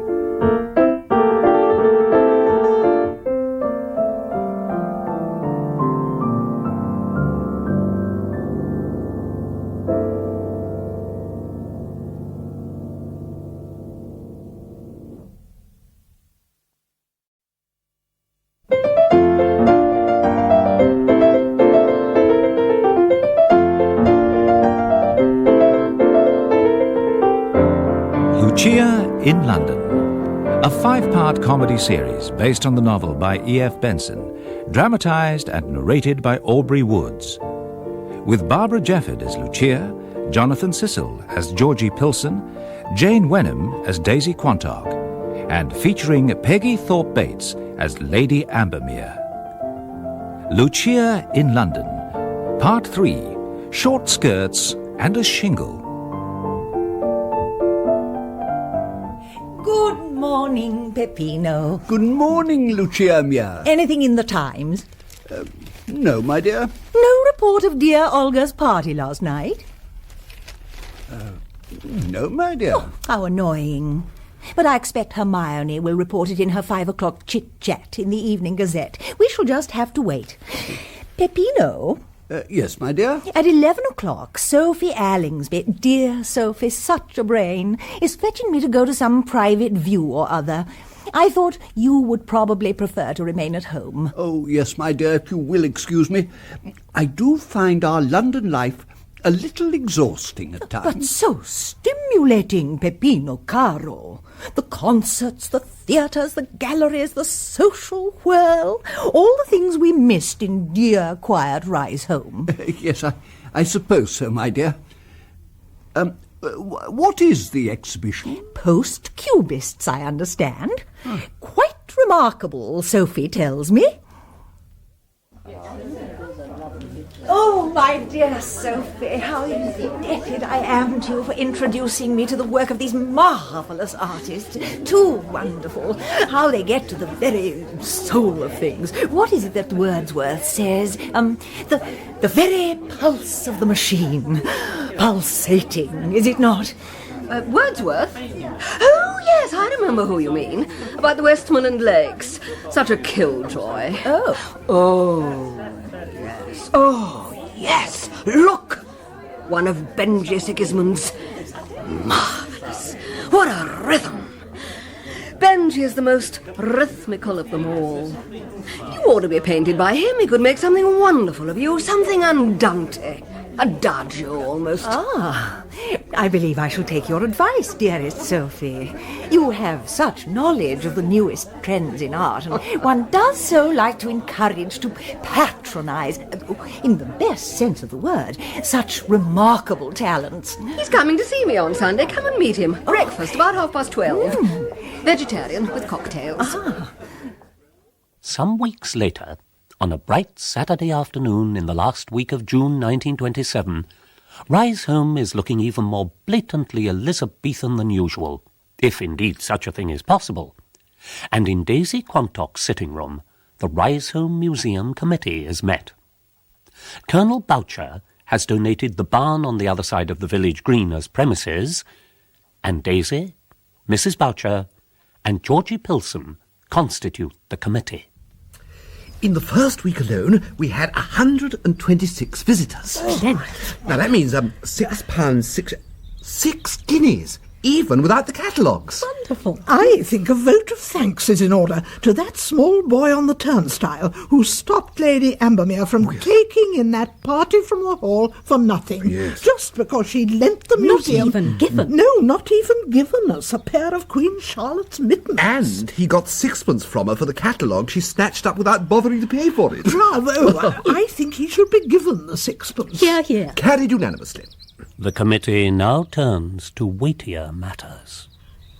I saw a cab arrive at the Hurst late yesterday evening, but it was so dark I couldn't see who got out of it. Well, I looked out just before midnight, and there were no lights on in the front of the house. Which means it must have been servants. Their rooms all look out on the back. Yes. So, what's Mrs. Lucas up to? I was so interested that I had a quarter of an hour with my Ouija board to see if Aubrey knew anything. And did he? No. Just wrote museum once or twice and a lot of Arabic. Well, this morning I saw several pounds of salmon and dozens of eggs. No, literally dozens, for I saw the basket. 2 chickens, a leg of lamb. I don't know what else was being delivered at the Lucas's back door. Oh, look! There was a line of tradesmen's boys right across the green. Look! Come over here, look! What is it, Daisy? They've arrived. Lucia and Peppino. No! Push my bath chair to the window, Mr. Georgie. Yes, of Oh, course. that's them all right. But what has Mrs. Lucas done to her hair? She's had it shingled. I thought I told you. What a sight! Well, at least now they've arrived, something's bound to happen. But nothing happens. The committee disperses, and Georgie and Daisy reconvene at Georgie's house at tea time. The next thing that will happen will be that servants and luggage will arrive from the station. They'll be here any minute. I heard the 3:20 whistle just now. But still nothing happens. What about the chickens and all those eggs? And 3 pints of cream, so I've heard since. And enough ice for a skating rink. And Oh, I know. What?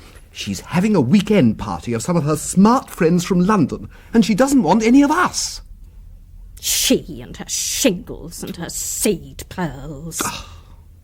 Shortly before the arrival of the fast train from London at 4:30, Georgie has tea brought to them at the window of his drawing-room, which commands a good view of the front garden of the Hurst, and he puts his opera glasses ready between them. There's the Lucas's motor drawing up. And that's Mrs. Garraby Ashton getting out. No, Mr. Garraby Ashton. Oh, I suppose Parliament must be sitting. And that's Lord Limsfield. I met him at Olga's party. Georgie, who on earth is that? Oh, Mrs. Allingsby. I met her too. Olga says she always reminds her of a bird of paradise that's been out in a high gale. Finally, there emerges a tall, slim, middle-aged man in Oxford trousers. He has thick auburn hair, and he waves his hands about in a silly manner as he talks. Over his shoulder is a little cape. At a casual glance, he is not unlike Georgie. And who is that? I don't know, but whoever it is, I wouldn't trust him an inch.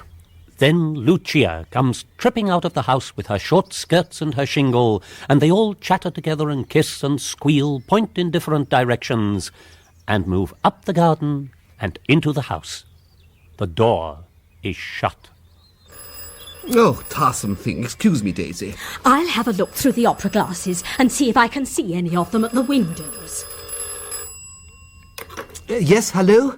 Hello, Georgie. No, it's Olga Bracely. Hello, what is it, Olga? Well, I haven't got to sing in Lucrezia again until Thursday. I'm turning my back on the Opera House and motoring down tomorrow morning. Oh. And Princess Isabel is probably coming with me, though she's not absolutely certain. But expect her unless I telephone tomorrow. Oh, be a darling and give us lunch as we shall be late. Of course. Come and dine. Oh. Terrible hurry. Bye. No, wait. You must wait a minute. Of course I'll do that, but I must tell you, Lucia's just come with a party from London, and she hasn't asked any of us. No. Then don't tell her I'm coming. She's becoming such a bore. She asks me to lunch and dinner every day. Oh, how thrilling, though, Georgie. Whom has she got? Mrs. Allingsby. Lord, who else? Mrs. Garraby Ashton and Lord Limsfield, and a tall man in Oxford trousers with auburn hair. He hasn't got a little cape like yours as well, has he? Yes. It sounds like your double, Georgie. Oh, I hope not. Wait a minute. I think it must be Stephen Merrill. Who's that? Lucia's lover. No! No, of course he isn't. I only meant he was always there. Oh. But I believe he's Hermione. Hermione? The one who writes 5 o'clock chit-chat in the Evening Gazette. Really? I'm not sure, but I think so. Oh, Georgie, we shall have a hectic Sunday. Yes. Now, tomorrow about 2 or 3 for lunch. Yes. And 2 or 3 for lunch. Right. Goodbye. Goodbye. Oh, Georgie, what a gossip you are. Oh, well, how thrilling. Olga is coming down tomorrow, probably with a friend, and she wants me to give them lunch. That will be nice for you. Oh, heavens. What is the matter? Well, I've got a leg of lamb for Sunday lunch and an apple tart, but nothing else at all, and the shops will all be shut. What shall I do? Daisy leaves shortly after this to spread all the thrilling news, and Georgie changes out of his Oxford trousers in order to minimise the likeness between him and that odious Mr. Merrill, and goes for a constitutional round the green. Nor does he wear his little cape of a military cut, of which he was hitherto so proud. Riseholme generally is also taking its leisurely stroll, when suddenly out of the front door of the Hurst stream Lucia's exciting guests and their hostess. Now we must all visit the museum. Yes. I haven't seen it myself yet, but Peppino peeked through the window when he was here last weekend and tells me it's quite killing. Come along. Come along, everybody. Let's get to the museum. The party passes into the museum, ignoring the Riseholmers motionless on the green. Had Lucia been the Gorgon, she could not more effectively have turned them to stone. The windows of the museum are open this fine afternoon, and from inside them come shrieks of laughter. This continues for about 10 minutes. And then they all come out again, led by Lucia and the middle-aged gentleman with auburn hair. A pair of worsted mittens belonging to and actually worn by the late Queen Charlotte. And graciously presented by the Lady Ambermere, one of Riseholme's most precious relics. Don't make fun of our dear little museum, Steve. Oh, it's not just a museum, Lucia. It's this catalogue. Who can have written it, my dear? How dare he? I wrote it.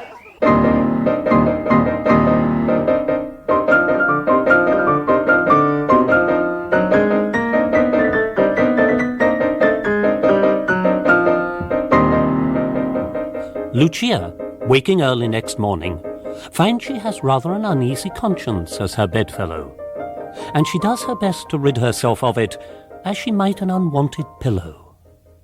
There would have been no point at all in writing to Georgie to say that I was bringing friends down for the weekend.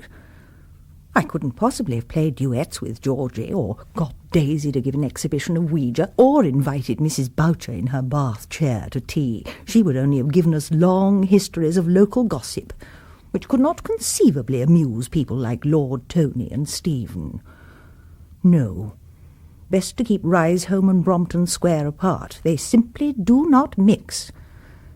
Besides, my guests will go away on Monday morning, and I can perfectly well stay till Tuesday, have 1 or 2 Riseholme people to lunch, 1 or 2 to dinner, and Georgie shall have a full hour of piano duets. That's what I shall do. Lucia has brought with her from London her portrait by Benjamin Sigismund, completed only the day before she left, and which Sophie Allingsby declares is a masterpiece of adagio. She is admiring it in her drawing-room and wondering where it should hang, when Stephen Merrill comes in with the Sunday paper. Ah, the paper has come. Is not that Riseholmish of us? We never get the Sunday paper till midday. Better late than never. Oh, I see that Olga Bracely is coming down here today. Do ask her to dine, and perhaps she'll sing to us. Oh, what fun that would be, but I don't think it can be true. Dearest Olga popped in, or did I pop in, yesterday morning in town, and she said nothing about it. Of course I'll ring her up at once and scold her for not telling me. Olga has not yet arrived, but her housekeeper confirms that she is indeed on her way with a friend, and is to lunch with Georgie. So the next thing to do is to ring up Georgie and be wonderfully cordial. Giorgino mio, is it you? Yes? Giorgino, I never caught a glimpse of you yesterday. Why didn't you come round and see me? Because you never asked me, and because you never told me you were coming. Me so sorry, but me was so fussed and busy in town. Delicious to be in Riseholme again. Delicious. And I hear my Olga and a friend are lunching with you. I'm hoping they will come and dine with me tonight, and you must come in afterwards. We shall be 8 already, or of course I should ask you to dine. Oh, thanks so much, but I'm dining with her. Well, all of you come and dine here. Such amusing people, and I'll squeeze you in. I'm afraid I can't except for Olga, and I'm dining with her, you see. Well, will you come across after lunch and bring them? Or tea? I don't know what they will feel inclined to do, but I'll tell them. Do. And I'll ring up at lunchtime again and have equal talk to my Olga. Who is her friend? Oh, just somebody who she's possibly bringing down. Mustache, Lucia. Goodbye. Lucia? Yes, Stephen? I've been gazing out of your window at all your quaint little villagers, and I have just spied with my little eye a short, round, plump lady who reminds me vividly of the White Queen from Alice in Wonderland. Who can it be? I think it must be. Yes, it is. Oh, Stephen, what a perceptive eye you have. That is Daisy Quantock, poor thing. Now, next door to the house she has gone into is Georgie Pillson's house. A lamb. I'm devoted to him. He does embroidery and gave those broken bits of glass to the museum. And that's dear Olga's house at the end of the road. Just as Lucia is kissing her hand to dear Olga's house, her bright, beady eye sees a motor approaching, and it draws up at Georgie's house. 2 women get out, and there is no doubt whatever who either of them is. They go in at the gate, and Georgie comes out of his front door like the cuckoo out of a clock, and makes a low bow. All this Lucia sees, and though for the moment petrified, she quickly recovers. Well, lunchtime. Come, Stephen, let us join my other guests. One moment, Lucia. Appearances are deceptive, but isn't that Olga Bracely and Princess Isabel? No. Where? Just got into that house. Georgie Pillson's, didn't you say? No, really. How stupid of me not to have seen them. I think I will have to ring them up presently, after lunch. Unless, of course, they ring me first. Come along, Stephen.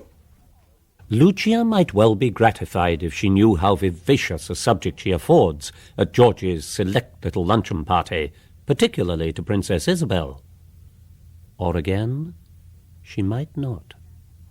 And I will not go to her house. It is a free country, and I do not choose to go to her house. But I want to hear more of your rise home. You were talking of the museum. Oh, yes, Georgie, go on about the museum. Well, there it was. Lucia's friends all went in, and then they all came out again. One of them reading my catalogue and screaming with laughter. How very rude of them. But I dare say it's a very funny catalogue, Georgie. I don't think so. Mr. Merrill read aloud about Queen Charlotte's mittens presented by Lady Ambermere. I mean, I can't see anything funny in there. Interesting. Queen Charlotte was my aunt. Big aunt, is it? No, great aunt, that is it. Several greats. Afterwards we will go to the museum and see her mittens. Also, I must see the lady who kills mulberry trees. Olga, can't you ask her to bring her planchette and prophesy? Oh, yes, Georgie, ring up Daisy and ask her to come to tea with me. Very well. We must have a week. Yes. And I must go for a drive, and I must walk on the green, and I must have some more delicious apple tart. Let me help you, Your Royal Highness. Sir, but Mrs. Lucas is on the telephone and would like to speak to Miss Bracely. Say we're still at lunch, please, Foljambe. Can she send a message? Very good, ma'am. And you say Stephen Merrill is there, Georgie? No, it was you that said he was there. I mean, I only described him. Well, I'm pretty sure it is he, but you'll have to go sometime this afternoon and find out. If it is, he's Hermione, who's always writing about Lucia in the Evening Gazette. Priceless. Excuse me, sir. Mrs. Lucas asks if she might walk across to pay her respects to the princess. So kind of her, but she must not dream of troubling herself. Very good, Your Highness.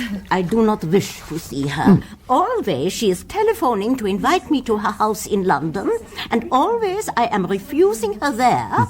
So why should she expect me to see her when I am visiting such a charming friend here? And I am told she speaks of me as Isabel, dear Princess Isabel. And yet I do not believe that I have ever been dear to her. Excuse me, sir, but Mrs. Lucas will ring up Miss Bracely in a quarter of an hour. Oh, dear. I have finished my apple tart. Now let us go and see the museum. Yes, at once. Are you coming, Georgie? But Georgie remains behind to ring up Daisy and to explain when Lucia telephones next that Olga has gone out. Then he sets off to pay his visit to the Hurst. To pretend he does not enjoy this would be to misunderstand him altogether. She comes down here with her smart party, takes no notice of Risehome, and now 2 people 1,000,000 times smarter have arrived and are taking no notice of her. That's a stinger. In fact, it's all a stinger, and she deserves it. Good afternoon, Grosvenor. Good afternoon, Mr. Pillson.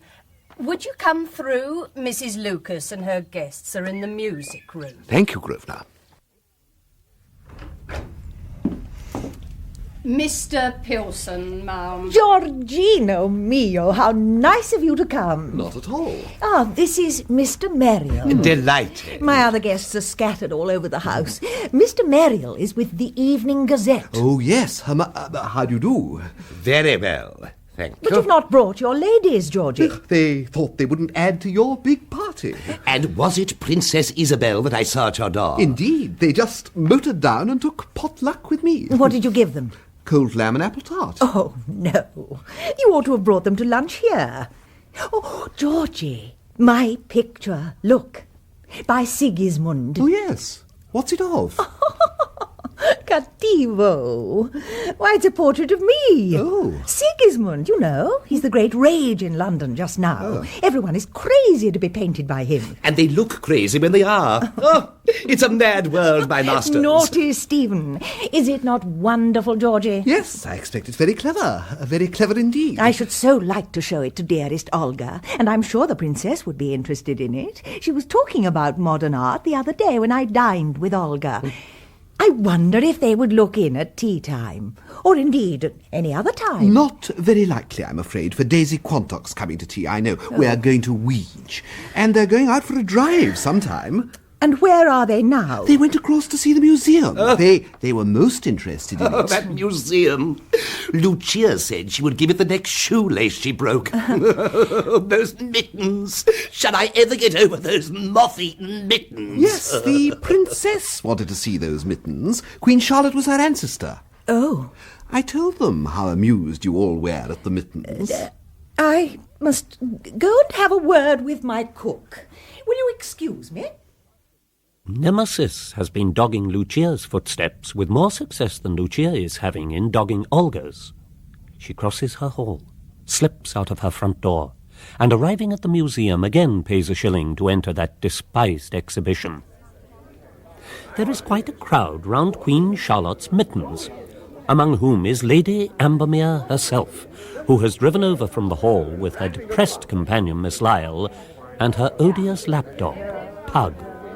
She puts up her glasses and stares at Lucia. Ah, Mrs. Lucas. Lady Ambermere. For the moment I did not recognize you with your hair like that. It's a fashion that does not commend itself to me. You have come in, of course, to look at Her late Majesty's mittens. For really, there's very little else to see. Yes, dear Lady Ambermere. So interesting to think that Queen Charlotte wore them. Most good of you to have presented them to our little museum. Lent. They are heirlooms in my family. But I am glad to let others enjoy the sight of them. And I have just had the privilege of showing them to a relative of their late owner, Princess Isabel. Yes, dear Princess Isabel. I heard she had come down. Is she here still? No. She and Miss Bracely have just gone. A motor drive, I understand, before tea. Where did they lunch? At Georgie Pillson's. Indeed. I wonder why Mr. Pillson did not let me know. Did you lunch there too? No, I have a party in my own house. Some friends from London. Lord Limpsfield, Mrs. Garraby Ashton. Indeed. I had meant to return to the hall for tea, but I will change my plans and have a cup of tea with you, Mrs. Lucas. Thank you. Perhaps you would ask Miss Bracely and her distinguished guest to drop in, and I will present you to the princess. Oh, how kind of you. You have a pretty little garden, I remember. Yes, quaint. Put Pug on his leash, Miss Lyle, and we will all walk across the green to Mrs. Lucas's little house.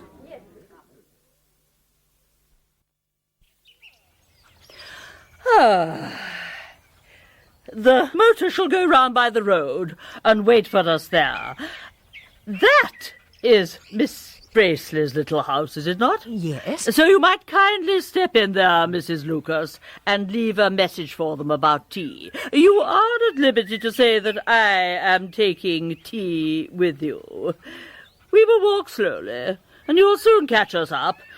And I should like to see Mr. Georgie Pillson.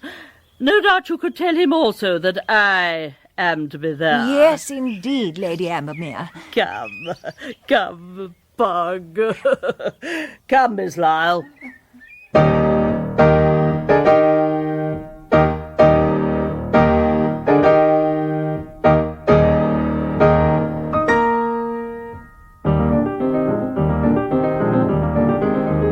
Lady Ambermere, may I introduce Mr. Stephen Merrill? How do you do, Mr. Merrill? Honoured, Lady Ambermere. And this is Miss Lyle. Charmed, to be sure. Clever little man. He's asking for his tea. Whenever he barks 4 times, that means he wants his tea. And he shall have it. Where are the others, Stephen? Lord Limpsfield and Mrs. Galloway Ashton have gone to play golf. Barbarously energetic of them, is it not, Lady Ambermere? Oh, what a sweet little dog. Oh! Pug does not like strangers. He has drawn blood. He's a clever little man. Oh. But I am disappointed not to see Lord Limpsfield. Do we expect Miss Bracely and the Princess and Mr. Georgie Pillson? I left the messages. Oh, what is that curious picture? I am completely puzzled. Striking, is it not? Dear Benji Sigismund insisted on painting me. Such a lot of sittings. Well, I do not see any resemblance. It appears to me to resemble nothing. Oh, here is tea. A little lukewarm milk for Pug, Miss Lyle, with a biscuit broken up into it. Excuse me, ma'am. There are 2 telephone messages. What are they, Grosvenor?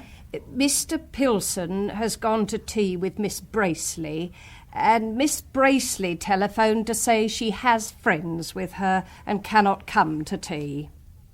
Thank you, Grosvenor.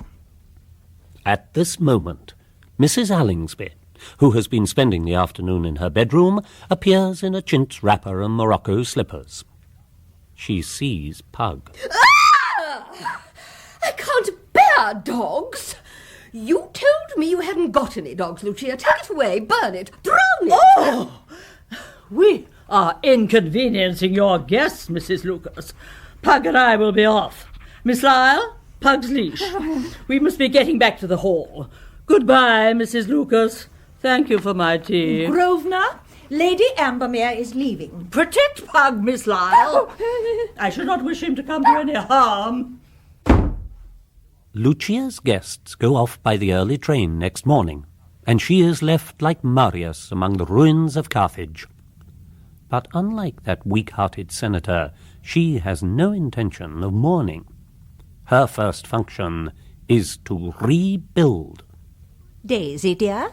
Who's that? Lucia. Dearest Daisy, not set eyes on you. A few friends from London, how it ties one. But they've gone now, and I wondered if you and Robert, dear Robert, would care to lunch with me. Sorry, we're engaged. It is as if the North Pole had spoken. Mrs. Boucher? Who's that? Mrs. Lucas. Dearest Mrs. Boucher, not set eyes on you. A few friends from London, how it ties one. But they've gone now, and I wondered if you and Colonel Boucher, dear Colonel Boucher, would care to lunch with me. Sorry, we've got friends to lunch. Lucia has the faint suspicion that just as she had decided to ignore Riceholme while her smart party from London was with her, Riceholme is malignant enough to retaliate. Georgie? Yes? Who is it? Giorgino mio! Oh, it's you, is it? Good morning. All my tiresome guests have gone, Georgie, and I'm staying here till domani. Me coming round to have good long parlando. Bellissimo to be here again. See. Coming at once, then? Georgie, you're doing your embroidery. Isn't that nice? And we'll have a good gossip. So lovely to be in Riceholme again. And isn't it naughty of me? I was almost glad when I saw the last of my guests off this morning and promised myself a real Riceholme day. Any news? What did you do with yourself yesterday? Well, I was very busy too. Quite a rush. I had 2 guests at lunch, and then I had tea at Olga's, and we had the most wonderful weege. Just Olga and the Princess and Daisy and I. Dear Daisy, is she not priceless? How she adores her conjuring tricks and hocus-pocuses. Tell me all about it. Well, she has an Egyptian guide now, called Abfu. Abfu was in great form yesterday, and now Olga has telegraphed for a planchette. And what did Abfu say? Oh, He talked about Rye's home affairs. He knew the princess had been to the museum. It was he, you know, who suggested the museum. He kept writing museum, though we thought it was mouse at first. Oh, that reminds me. Peppino and I haven't given you anything for the museum yet. I must send you the Elizabethan spit from my music room. They say it is the most perfect spit in existence. I don't know what Peppino didn't pay for it. Oh, how kind of you. I'll tell the committee of your offer. Olga gave us a most magnificent present yesterday, the manuscript of Lucrezia which Cortese had given her. I took it to the museum directly after breakfast and put it in the glass case opposite the door. Now where was I? Yes. The weege lasted so long that I'd only just time to get home to dress for dinner and go back to Olga's. Who was there? Colonel and Mrs. Boucher, that's all, and the princess, of course. And after dinner, Olga sang too divinely. I played her accompaniments. A lot of Schubert songs. Such sweet old-fashioned things. Weidmung, I suppose. No, that's by Schumann. Schubert, I think. Well, not that it matters. And so, as dear old Pepys said, and so to bed? Oh, no. We didn't go to bed till terribly late. But you'd have hated it. We turned on the gramophone and danced. Oh, how delicious a little impromptu thing like that is. Now, let us make some delicious little plan for today. Pop in presently and have ickle music and bit of lunch. I'm afraid I've just promised to lunch with Daisy. How gay. Come and dine this evening, then. Oh, too tiresome. Olga's coming to dinner. Really? Georgie, you're busier than we are in London. And the princess? No, she went away this morning. By the 10:30. Such a good train. Excellent. Well, Georgie, I must trot away. Such a lot of people to see. Look in if you've got a spare minute. I'm off again tomorrow. Such a whirl of things in London this week. When Lucia departs next morning to resume her vapid existence in London, Rice Home settles back into its strenuous life once more. The museum committee meets to audit the accounts for the week. Daisy takes the chair, Mrs. Boucher greedily counts the shillings which have been taken from the till, and Georgie counts the counterfoils of the tickets. 121, 122, 123. Well, that's nearly the best week we've had yet. And 15, and 4 is 19, and 4 is 23, which makes exactly £6 3 shillings. Well, I do call that good. Oh, splendid. And I hear we've had a wonderful bequest. Signor Cortese's manuscript. Most generous of our dear Olga.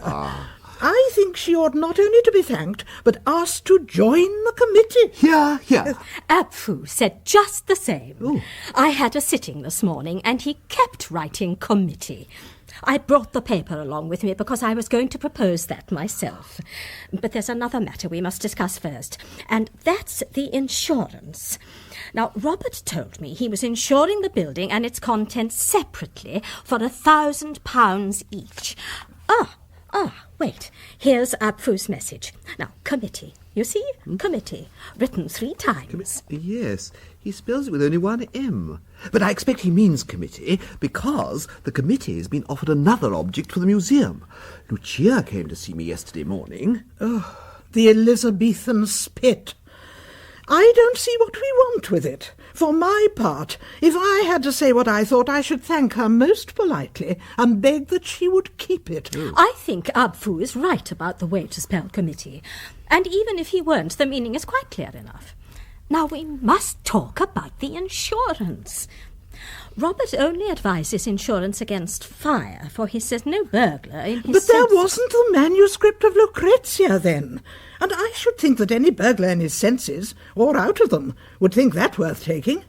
Now, if it was a question of insuring an Elizabethan spit... Well, I want to know what the committee wishes me to say about that. Well, if you ask me, she only wanted to get rid of the spit because it makes her chimney smoke. Tell her to get her chimney swept and keep the spit. Do you know there's a portrait of her in the music room by Sigismund? It looks nothing at all. Of course, everybody has a right to have their hair shingled, whatever their age, and there's no law to prevent you. Mrs. Boucher, we were considering as to whether we should ask dear Olga to join the committee. She sang too beautifully Sunday night. What fun we had dancing. Oh, I didn't tell you. The other day, Lucia sent across for the princess's book to sign her name in, and the only book the princess had was a book of crossword puzzles. No, well, I never. That served Lucia, Aunt. Did she write Lucia across and Peppino down? I'm sure I've nothing to say against her, but people usually get what they deserve. Certainly, let us have the museum insured, if that's the right thing to do. And as for asking Olga to be on the committee, well, I'm sure we're all agreed about that. Yes, yes. And I have nothing more to say about the spit. Have the spit, if you like, but I would think no more of insuring it than insuring a cold in the head. I've as much use for one as for the other. Well, I think that's all the business before the meeting. So, we accept the manuscript of Lucrezia and decline the spit. I'm sure it was very kind of both donors. And Olga's to be asked to join the committee. But not Lucia. No, not Mrs. Lucas. No, I suppose not, no. Well, in any case, I'm sure she'd be much too busy with her smart London friends to spare us any time. So much to do since we got back, Aggie. I apologise for not phoning sooner and for the short notice, but I suddenly remembered how devoted you are to Shakespeare, aren't we all? And Peppino leapt at the chance of you accompanying him, as I am so sadly prevented from being there. You will? Wonderful! I'll tell him the good news at once. He will be thrilled. Au revoir, dear Aggie. Peppino, caro, I had to be kind. I knew you would understand. Oh, really, Cara, I don't... I had a telephone call from the Duchess of Whitby. Poor dear Marcia, she was in despair. Oh, dear me, what has happened? One woman short for her dinner tonight. Besought me to go. But, my dear, we have tickets for the performance of Henry VIII Peppino, tonight. you shall have your play all the same, and a dear, sweet woman to take to it. Guess. No, I'll tell you. Aggie. Aggie? Yes.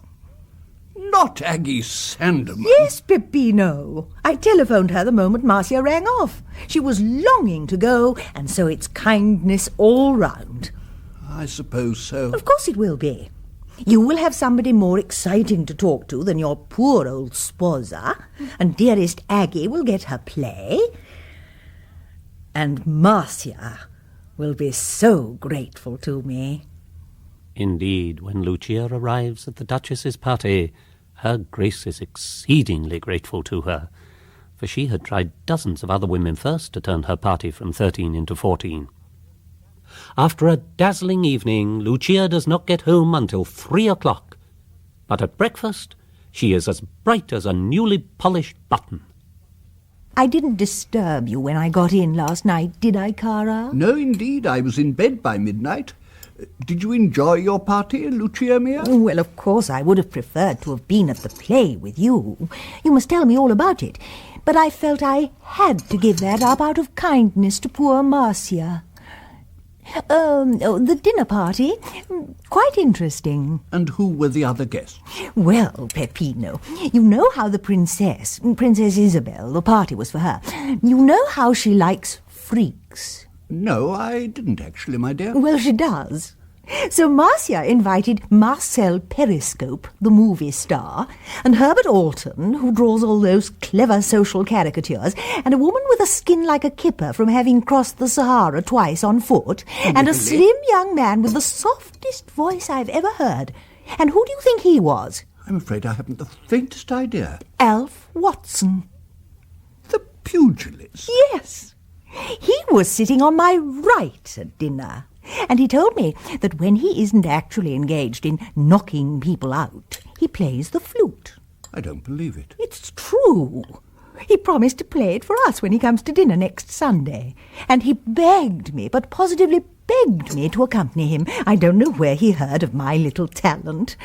And so many other celebrities arrived later for the dance that I simply had to cling firmly to Tony, what a dear Lord Limpsfield is, and let him introduce me to them all. What a time you had, Cara. Well, as I said to dear Marcia, if one cannot help one's friends...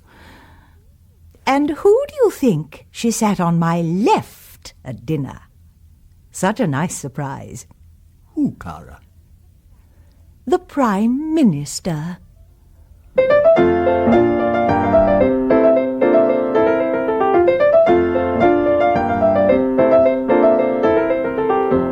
In Part 3 of Lucia in London, based on the novel by E F Benson, dramatised and narrated by Aubrey Woods, Lucia was played by Barbara Jefford, Georgie by Jonathan Cecil, Daisy, Jane Wenham, Mrs. Boucher, Margot Boyd, Peppino, Michael Bilton, Olga, June Tobin, Stephen Merriall, John Rye, Princess Isabel, Hilda Kreisman, Lady Ambermere, Peggy Thorpe Bates, Miss Lyle, Ellen Mackintosh, Sophie Allingsby, Gwen Cheryl, Foljambe, Helena Breck, and Grosvenor, Narissa Knights. The pianist was John Owen Edwards. Lucia in London is directed by John Cardy.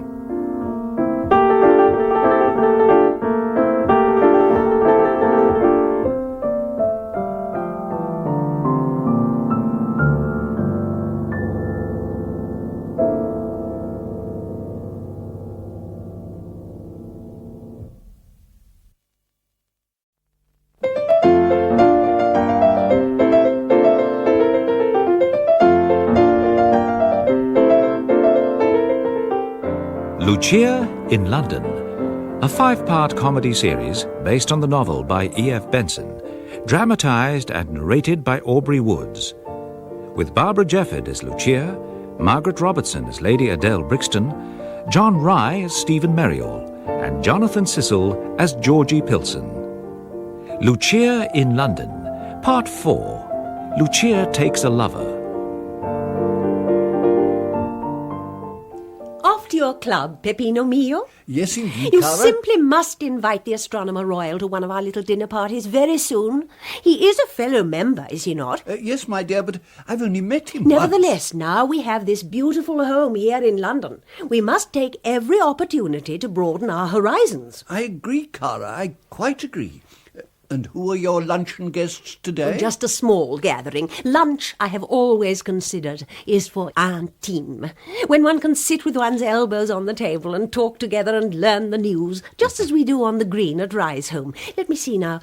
There's Stephen Merrill. Ah, yes. And there's Aggie Sandeman, who accompanied you to the play last night. Oh, yes. How sad I was not to be able to be there. Henry VIII, Shakespeare, what a noble mind. And Aggie's cousin, Lady Brixton, whom I've not yet met, but am longing to know. She's an American and immensely wealthy, but quite intelligent, I believe.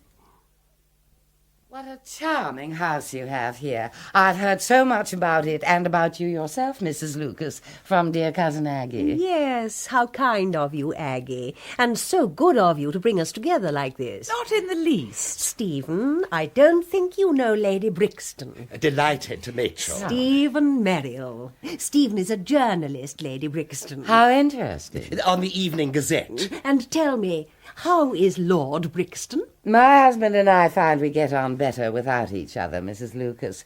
But as he prefers living in America, and I prefer living in England, we find it quite easy to make satisfactory arrangements. Oh, come now, Adele. In fact, we blow kisses to each other from the decks of Atlantic liners, going in opposite directions if it's calm, and if it's rough, we're sick into the same ocean. Oh, too delicious. I must tell Peppino that. Pep who? Peppino. It is explained that in their residence in rustic Riseholme, Mrs. Emmeline Lucas is always addressed by her husband Philip in the Italian mode, as La Lucia, the wife of Lucas. That Lucia returns this pretty compliment, addressing him by the affectionate diminutive Peppino, and that this habit has somehow caught on with their London friends.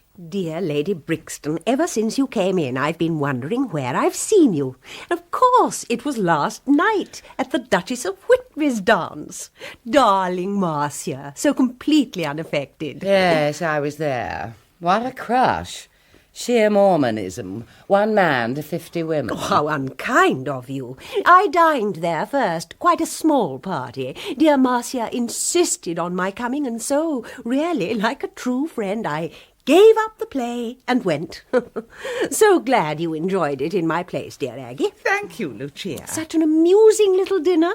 Marcel Periscope, the film star, the Prime Minister, and the Italian Ambassadress, and the Princess Isabel, of course, and Alf, and a few more. Not Alf Watson. The pugilist, yes. Well. I sat next to him at dinner, and the dear Prime Minister. So amusing. Both of them. Alf is coming to dine with me next week, and is bringing his flute. He adores playing the flute, when he's not actually knocking people out. Can't I persuade you to come, Lady Brixton? On Thursday? I should be delighted. No party at all, just a few old friends and some music. Alf made me promise that I would play his accompaniments for him. Ah, that telephone. I often tell Peppino I shall cut it out of the house, for one never gets a moment's peace. Yes? Yes, who is it? Ah, Lucia, you asked me to telephone you at about this time. What is it about, Cara? Oh, is it you, ma'am? What? Who? Can you hear me, Lucia? I said I was telephoning. Oh, that is too kind of you, Your Highness. It would be too delightful. Tomorrow. Charmed. Delighted. Yes, and of course Herbert Alton was there. Dear Bertie. Oh, no, again. One really cannot call one's life one's own. Please excuse me, and then we'll go into luncheon. It's all ready. Yes, who is it? My dear, I got cut off. Oh, Peppino. You're missing the most charming little party because you would go to your club. Lady Brixton and your dear theatre companion are off to a matinee immediately afterwards, they tell me, but I hope to persuade dear Mr. Merrill to keep me company just a little while longer. But you did ask me to telephone you. Did you want me back? Back about 5, did you say? Arrivederci, Peppino mio. I shall be delighted to stay on, Lucia. Thank you. Good. Now, food. Yes, this way, lady. That will look rather well. A handsome and tolerably young man lingering with the hostess when the other guests have gone. There's something rather chic about it. Yes. Stephen Merrill, for his part, as an unattached man, appreciates the advantage of having a very pleasant house always to go to, where he will be sure of hearing things that will interest readers of the Evening Gazette, in which his highly popular 5 o'clock chit-chat appears above his pseudonym, Hermione. Over coffee, after the other guests have departed. Delicious lunch, Lucia. What a delightful woman Lady Brixton is. Dear Adele. Charming, isn't she? How pleased she was at the thought of meeting Alf. Yes. Do look in after dinner that night, Stephen. Oh, thank you, Lucia. I should love to. What is the play Marcia and Adele are off to see? One of Chekhov's, I believe. Oh, yes, I remember now, she did say. Have you seen it? My dear Aggie, she's marvellous. She's a study. She's cosmic. Curtsying to the telephone. I've never seen the like. It's the Lyric Theatre, Maddox. But why, in the name of wonder, didn't she tell us who the Highness on the telephone was? She wasn't shy of talking about the other folks she'd met. Alf and Marcel and the Prime Minister. Oh, I adore your Lucia. She'll go far, mark my words. And I bet you she's talking of me as Adele right this moment. Don't you see how wonderful she is? I've been a climber myself, and I know, but I was a snail compared to her. You needn't tell me. It's not 2 months since she came to London. She dined with me the first night, and since then she has annexed every single person she met at my house. She would. And who is a man who ought to have been labelled lady when he was born? Stephen Merrill, just one of the men who go out to tea every day. Oh, here we are. What a bore. Oh, there's Tony Limpsfield. Tony, come and help me out. My dear Adele, how wonderful to see you. We've been lunching with the most marvellous person, a real social climber. I expect you mean Lucia. I spent Sunday with her at Riso. She curtsied to the telephone. Who was at the other end? That's what you didn't say. Oh, do you know my cousin, Mrs. Sandman? Yes, of course. How do you do? How do you do? Well, it couldn't have been Princess Isabel. Why not? She met her at Marcia's last night. Yes, but the princess fled from her. It can't have been she. The bell's gone, by the way. The curtain will be up in 2 minutes. Well, come to my box, Tony, after the first act. I haven't been so interested in anything for years. I hope the second act is going to be better. I don't know what this play is about. Oh, never mind the play. Tell me about Lucia. How did she come to be at Marcia's last night? Oh, that. Some woman chucked Marcia during the afternoon and made her 13. Marcia didn't like that. She's very superstitious. She rang up everybody and couldn't get hold of anyone. Then she rang up Lucia. Who instantly said she was disengaged, Which she wasn't. And then rang me up to take her place at the theatre with Peppino. Now, hold on. Tell me about Pep. Simply nothing to say about him. He has trousers and a hat and a telescope on the roof at Ricehome. Don't introduce irrelevant matters, Adele. But husbands are relevant, all but mine. And what about this Stephen Merrill? Oh, you always see him handing buns at tea parties. He's irrelevant too. Might not be irrelevant if her husband is. Oh, poor Pep. You'll get nowhere if you attempt to smirch Lucia's character, Mrs. Sandman. How could she have time for a lover to begin with? It would be very intriguing. No, it would spoil it altogether. Oh, there's this stupid play beginning again. Gracious heavens, look there. Lucia and Stephen. Together.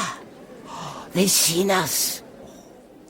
This little colloquy in Adele's box is really the inaugural meeting of the secret society of the Lucia Files, and Adele and Tony Limpsfield are its founder members.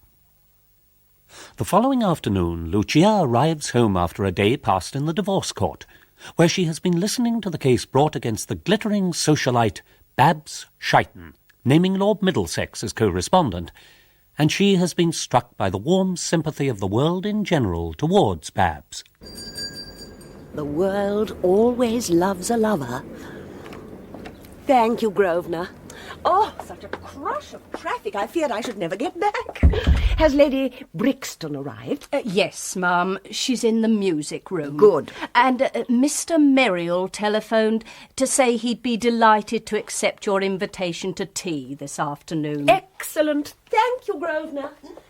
Dearest Adele, Lucia. A million pardons. I've been in the divorce court all day. Too thrilling. Babs, dear Babs Shaighton was wonderful. They got nothing out of her at all. No, Lord Middlesex has got everything out of her already. Oh, how can you say that? Lord Middlesex, wolf dog, you know, was just as wonderful. I feel sure the jury will believe them. Dear Babs, think of that horrid old husband of hers. A woman surely may be pardoned for... Of course she may. What she's not pardoned for is being found out. Aha, now you're talking as everybody talked in that dreadful play I went to yesterday. I think it was pure and beautiful affection between Babs and Wolf Dog, such as any woman, even if she was happily married, might be proud to enjoy. Georges Sand and Chopin, you know, Nelson and Lady Hamilton. Mr. Merrill, ma'am. Ah, Stephen. Good there afternoon, you are. Lucia. You know Lady Brixton, don't you? Oh, but of course. We were talking of Babs Shaighton. Bring up your chair. Lucia holds Stephen's hand for as long as anybody might, and Adele sees a look of faint surprise on his face. It is not alarm, it is not rapture, it is just surprise. Even after tea has been taken, Babs Shaighton's trial is still the seething centre of interest. Were you there? No verdict yet, I suppose. Not till tomorrow, but then you will see. Adele has been horrid about her, quite horrid, and I've been preaching to her. Lucia's quite misunderstood me. My sympathy is entirely with Babs. All I blame her for is being found out. Now I must go and leave you two to talk me well over. Ring for Grosvenor, Stephen, will you? Certainly, Lucia. Must you really be going, Adele? Yes, Lucia, I really must. Yes, ma'am. The door door, Grosvenor. Lady Brixton is leaving. Goodbye, Lucia. Goodbye, my dear. Mr. Muriel, we shall all meet again shortly, I'm quite sure. How pleasant. I look forward to it, Lady Brixton. This way, your ladyship. Thank you. Grosvenor, isn't it? Yes, your ladyship. Adele! I was just about to ring the bell, but you're leaving. How sad. Tony, a word with you. See me to my car, will you? Of course. What is it? News. Lucia's going to take a lover. No. Yeah, I tell you she is. He's with her now. They won't want me then, and yet she asked me to come at 5:30. Nonsense, my dear. They want you, both of them. Oh, Tony, don't you see it's a stunt? I wonder if he's clever enough to do it properly. Oh, I wish you'd chosen you, Tony. You'd have done it perfectly. But perhaps it isn't a stunt. I really think I'd better not go in. Tony, trust me. Lucia has no more idea of keeping a real lover than of keeping a chimpanzee. You must go in. There's nothing private about it. She's thirsting for publicity. Dear Lord Tony, how nice of you to drop in. Charmed. You've just missed Adele. Oh. Stephen, you know Lord Limpsfield. How do you do? How do you do? Wonderful play of Chekhov's yesterday. Such a strange, unhappy atmosphere. We came out, didn't we, Stephen, feeling as if we had been in some remote dream. Yes, indeed, Lucia. I saw you there, Lord Tony, with Adele, who'd been lunching with me. It was a dream I wasn't sorry to wake from. I found it such a boring dream. Oh, how can you say so? Such an experience. I felt as if the woe of 1,000 years had come upon me, some old anguish which I'd forgotten, with the effect, too, that I wanted to live more fully and vividly than ever, till the dusk closed round. Morbid fancies, Lucia. I shan't let you go to a Chekhov play again. Horrid boy. I shan't ever talk to either of you again about my real feelings. But, Stephen, do remind me before you leave to bespeak you for dinner on at least one night next week. Oh, certainly. And now we will talk about the trial today. My entire sympathies are with Babs. When Stephen leaves Brompton Square and walks slowly up the Brompton Road, he is in a slightly bewildered frame of mind. She held my hand rather oddly. Sat very close to me on the sofa. What can she mean by it all? We are excellent friends, but I would 1,000 times sooner never see her again than be suspected of having an intrigue with her. She's up to something, I'm sure of that. The following morning, Lucia hears a rumour that Marcia, the Duchess of Whitby, is going to have a very small and very wonderful dance to wind up the season. But Lucia has received no invitation. Next day the rumour is confirmed. Adele lets slip some allusion to the ball, but hurriedly covers it up with talk of her own weekend country house party, to which Lucia has been invited. The sad fact is that, unlike Adele and Lord Limpsfield, the Duchess is no Lucia-phile. Oh, she's beyond a joke, Adele. I hear she's got a scrapbook and puts in picture postcards and photographs of country houses with dates below them to indicate she's been there. No, how heavenly. I must see it. Well, have you just made that up, Marcia? Oh, indeed I haven't. And in it she's got a picture postcard of the moat garden at Whitby with the date of the Sunday before last when I had a party there and didn't ask her. She's beyond a joke, I tell you, and I'm not going to ask her to my dance. I will not. I think she knows that.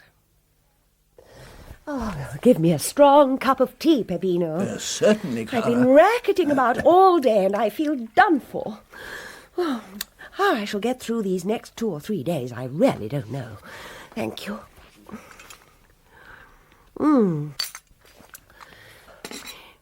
And London is stifling. Well, there are not many more days of it.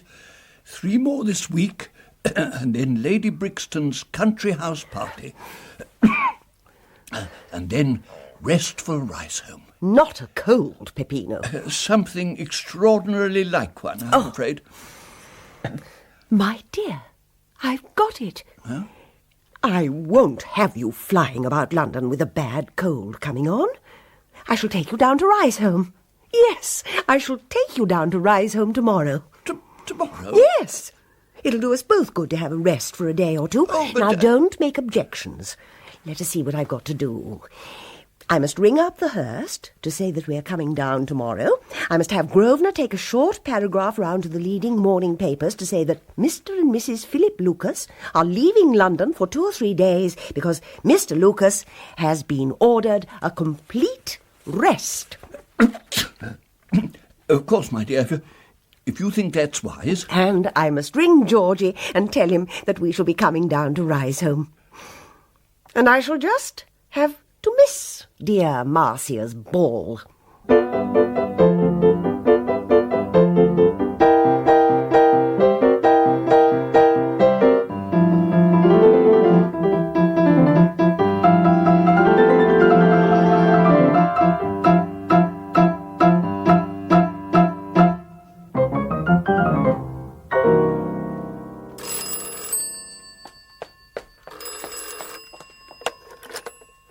Mr. Pillson's residence? Georgie has stayed indoors this afternoon attending to his hair. It is not quite dry yet, and the smell of the auburn mixture still clings to it. Oh, dear, that tiresome telephone. Who is it? It's a trunk call, sir. Oh, thank you, Foljambe. I'll take it. Hello? Georgino? Oh, yes, it's me. Lucia. Ah. News. Me coming down to Riseholme. Me so tired, and it'll be divine to see you all again. So come to ickle quiet din with me and Peppino tomorrow, Georgino. She'll want to hear all novelle. All what? All the news. Arrivederci. Georgie sits in a draught. It is very hot today until the mixture on his hair dries. He knows that Daisy Quantock and Robert are playing clock golf on the other side of his garden paling, for their voices are very audible. And now dry and auburn to the very roots, he trips out into the garden and shouts, "May I come in?" Which means, of course, might he look over the garden paling and talk. Yes, do. Oh, bother. I've missed it. I supposed you would give me that, Robert. You suppose wrong. Lucia's coming down tomorrow. No. And Peppino. She says she's very tired. All those duchesses. And she's asked me to dinner tomorrow. Oh, so she's not bringing down a party. I don't know if you're going to go on putting or if you give me the match. Poof! But tired, Georgie. What does that mean? I don't know, but that's what she said. It means something else. I can't tell you what, but it doesn't mean that. I suppose you've said you're engaged. No, I haven't. I can hear the telephone. I'm quite sure it'll be for you, my These dear. tiresome interruptions. Georgie lingers. He longs to know what the telephone call is, and is determined to remain with his head on the top of the paling until Daisy comes back. Suddenly she bowls out of the dining-room door. At 1:30 or 2. Lunch tomorrow. Just a picnic, you know, as soon as she happens to arrive. So kind of her. More notice than she took of me last time. Lucia? Yes. I suppose you said you were engaged.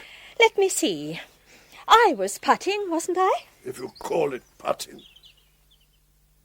The following evening, Georgie finds Lucia alone. Peppino, whose cold is still extremely heavy, having retired to his room.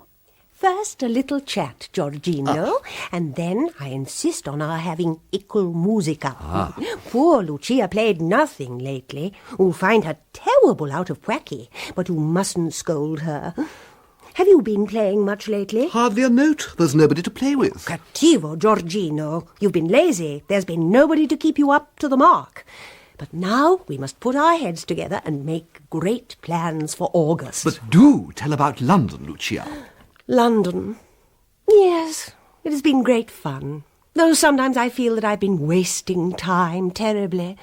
There's no possibility of driving London forward in a positive fashion. So lethargic. I've done nothing but see people, all sorts. Alf Watson, the pugilist. No. And then, of course, dear Marcia Whitby, often. The Duchess. She's giving a ball tonight.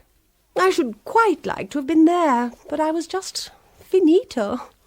No intellectual spur to keep poor Lucia on the boil. Oh, Lucia.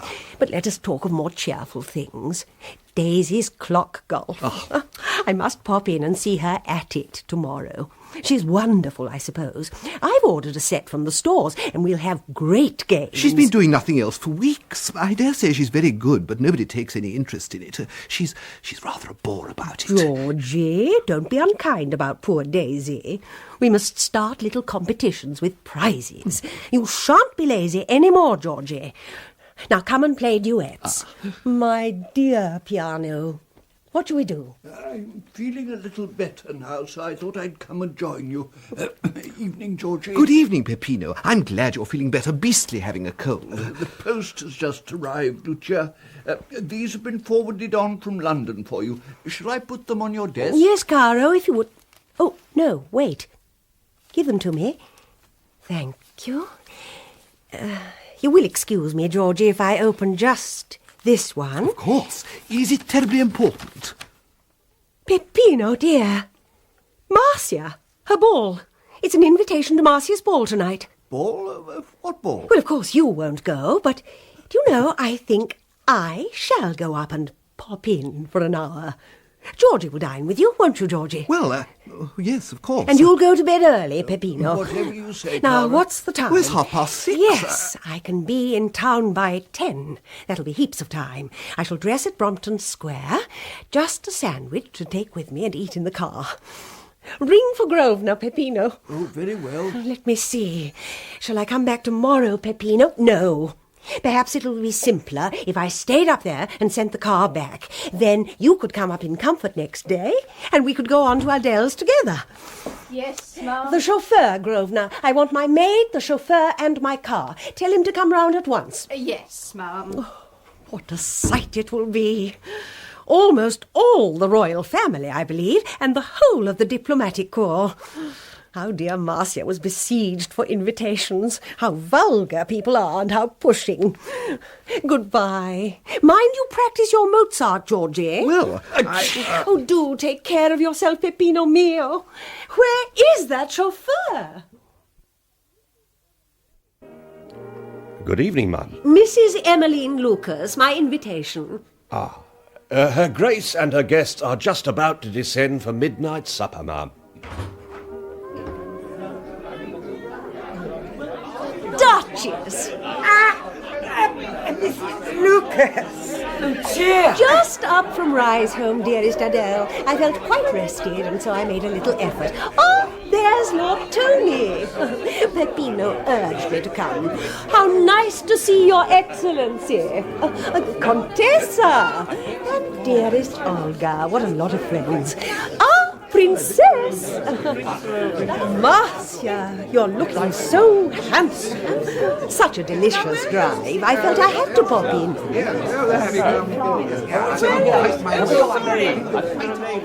Marcia, I thought you said you had positively not invited her. Well, I saw her announcement in the Morning Post that she'd gone up for a few days' complete rest into the country, and naturally I thought I was safe.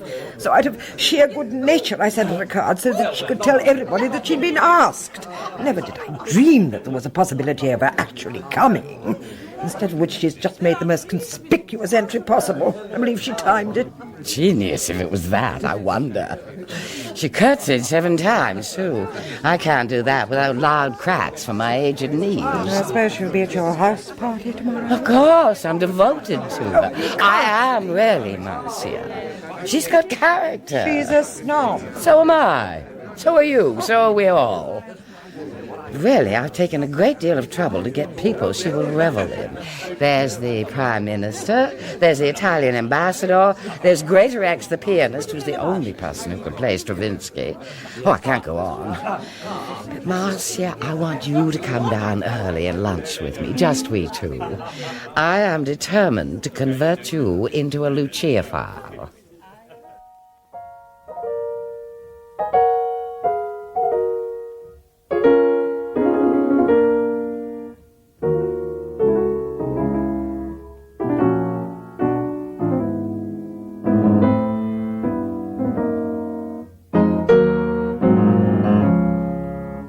Next day, poor Peppino's cold is a good deal worse. He has aches and pains and feels feverish and sends for the doctor, who orders him to bed.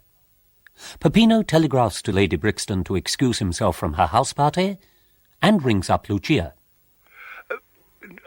Nothing to be anxious about, Cara, but the doctor has ordered me to bed. How wise, and how wise of you to obey his orders, Caro. And promise me you will go to Lady Brixton's house party, Cara. Well, if you are quite sure, Peppino mio. She would be so sad, I am sure, if we were both of us to disappoint her. As this altruistic sentiment is uttered, and Lucia replaces the telephone, Arrivederci, Caro. Nemesis fixes her inexorable eye on Lucia. Hello? Lucia, Stephen Merrill. Stefano mio. How did you guess I was back in London? Because I rang up Riseholme first and heard you'd gone to town. Were you there last night? Yes, delicious dance. Such fun it was. A flashlight photograph. Oh, I long to hear about it. We shall meet tomorrow then. Oh, but alas, I go to Adele's tomorrow, her country seat. Ah, yes, but so do I. She asked me this morning. I was wondering if you would drive me down, if you're going in your car. Would there be room for me? Yes, Stefano, heaps of room. Delighted. I'll call for you, shall I, on my way down, soon after 3. Oh, angelic. What fun we shall have. At this precise moment, Nemesis licks her dry lips. Fun, thinks Nemesis? Thank you. Oh, delicious. Now, Adele, having accepted your invitation to luncheon à deux, I expect to be a converted Lucia-phile before she arrives. Now, tell me more about her. Oh, indeed I will, Marcia. Now, today there are going to be marvellous happenings. You see, Lucia has got a lover. Oh, quite absolutely impossible. Don't interrupt. Of course, he's only an official lover, and his name is Stephen Merrill, a perfect lady. Oh. Now, Pep, Lucia's husband, was coming down with her, but he's got a very bad cold and has put me off. Oh, what I'm more? rather glad. Lucia's got more dash when he's not there. So I asked her lover instead. How perfect! Oh, suppose I flirted violently with him. No, Marcia. It's not poaching, you see, because you tell me her lover isn't their lover. He's just a stunt. Well, perhaps for just an hour, then. And then give him back. Since the house is full, Stephen Merrill is to occupy the spacious dressing room next to Lucia's room, originally allotted to the ailing Peppino. Although Adele has told her butler that Mr. Lucas is not coming, she has omitted to substitute a new card on his door, and Nemesis allows herself a slight smile as the guests assemble. It is not until there are some dozen of them, among whom are the most fervent Lucia-philes, that the object of their devotion, attended by her lover, makes her appearance.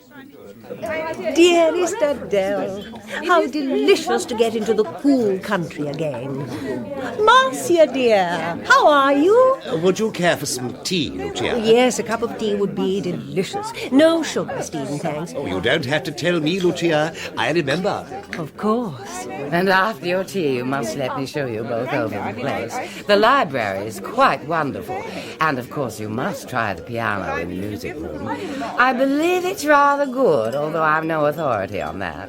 The only tune I like is Land of Hope and Glory. Tea, Lucia. Thank you. I wonder, dear Adele, would you permit Stephen and me to take our tea with us and just explore? Oh, do. And our question, you see, they want more. You must simply can't keep on throwing money down. Adele, dear, the library, so enchanting. And as for the music room... Exquisite. I wonder if I might pop back there and run my poor fingers over your beautiful piano. I want to try and remember the first movement of the Moonlight Sonata. Those triplets, so difficult to keep them perfectly level, and I'm so out of practice. Might I? Of course.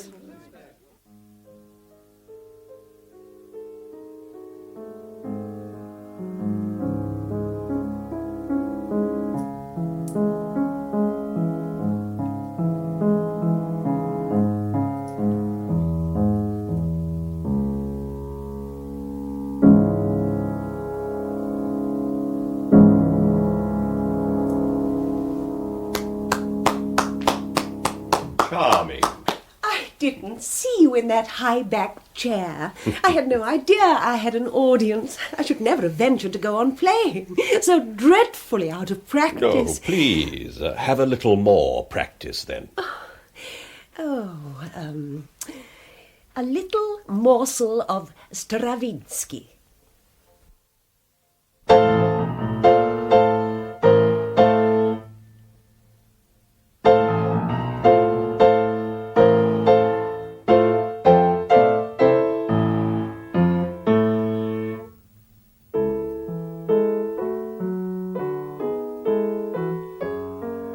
It is towards the end of the morsel that Adele comes in and finds Lucia playing Stravinsky to Mr. Greatorex, the preeminent exponent living of that particular composer.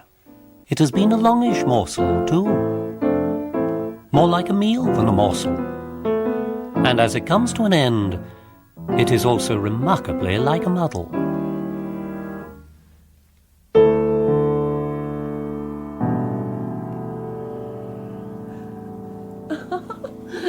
My poor fingers. Delicious piano, dear Adele. I love a Bechstein. That was a little morsel of Stravinsky. Really? Hectic, perhaps, do you think, but so true to the modern idea. Little feverish excursions, little bits of tunes, and nothing worked out. But I always say there's something in Stravinsky if you study him. Oh, how I worked at that little piece, and I'm afraid it's far from perfect yet. It was charming. Yes, indeed. A difficult composer. But how I wish you had been at Diva's little concert, Diva Dalrymple, the other night. For I assure you, really, that Stravinsky sounded classical compared to the rest of the programme. It was very creditably played, too, all things considered. Mr. Oh, what was his name? Mr.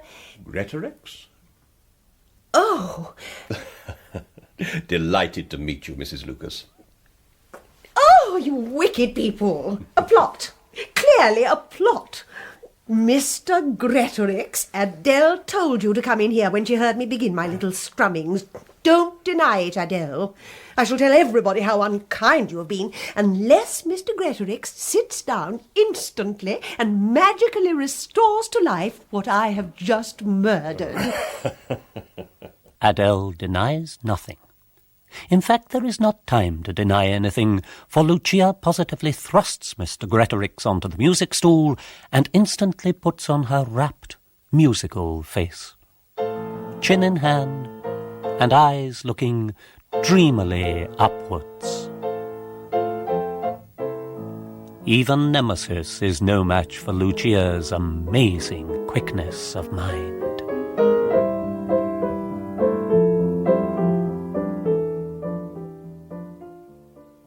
Later that evening, indeed, long after dinner, she has so fully recovered her composure that she, Adele, and Marcia retire to Adele's dressing-room, where the conversation is so absorbing that only a distant clock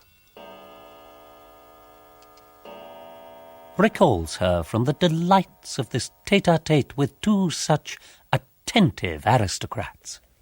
Gracious me, what a time of night! Who could have thought that our little chat had lasted so long? Oh, are you retiring, Lucia? Yes, dear Adele, and I know my room on the left with my name on the door. Don't dream of coming to show it to me. The house is quite quiet. For an hour or more they have heard the creaking of men's footsteps going to their rooms. The main lights have been put out. Only here and there burns a single small illumination. Past half a dozen doors Lucia tiptoes, until she comes to one on which she can just see the name. Yes, Lucas. 2 yards in front of her, by the side of the bed, stands Stephen Merrill, voluptuous, in honey-coloured pyjamas. Oh! Lucia, how dare you? Stephen, and how dare you? Get out of my room instantly. Get out of mine. Yours? Here is my name on the door. Mr. Philip... Oh!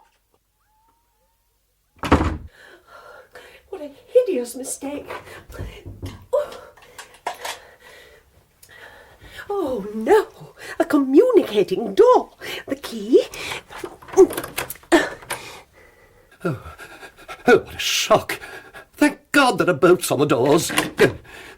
She encouraged me to pretend to be her lover. Pretend. She wasn't pretending at all. How can I ever explain to him? If only I'd kept my head. If only I'd said at once, I beg your pardon, I mistook my room. But how can I say it now? Did she intend? Or was it a mistake? Oh, I shall never be able to sleep. Where are the aspirin? And how am I to behave in public? Of course, I shall pretend there has been a lover's quarrel. People will notice it and wonder what it's all about, but they will never know. I mustn't look unhappy, just ignore him. But there will be no lift for him back to London. He will have to go by train. The ex-lovers both rise very late next day, and by one of those malignant strokes which are rained on those whom Nemesis desires to chastise, they come out of their rooms at precisely the same moment, and have to walk downstairs together. Good morning. Good morning. What a beautiful morning. Yes, isn't it? Yes. Aren't we lucky? Ah, Lucia, Stephen. Good morning. Good morning, Marcia. Beautiful, is it not? Good morning, Duchess. Ah, I see our hostess. Excuse me. Certainly. Good morning, Adele. Good morning, Lord Tony. Good morning, Lucia. Good morning, Lucia.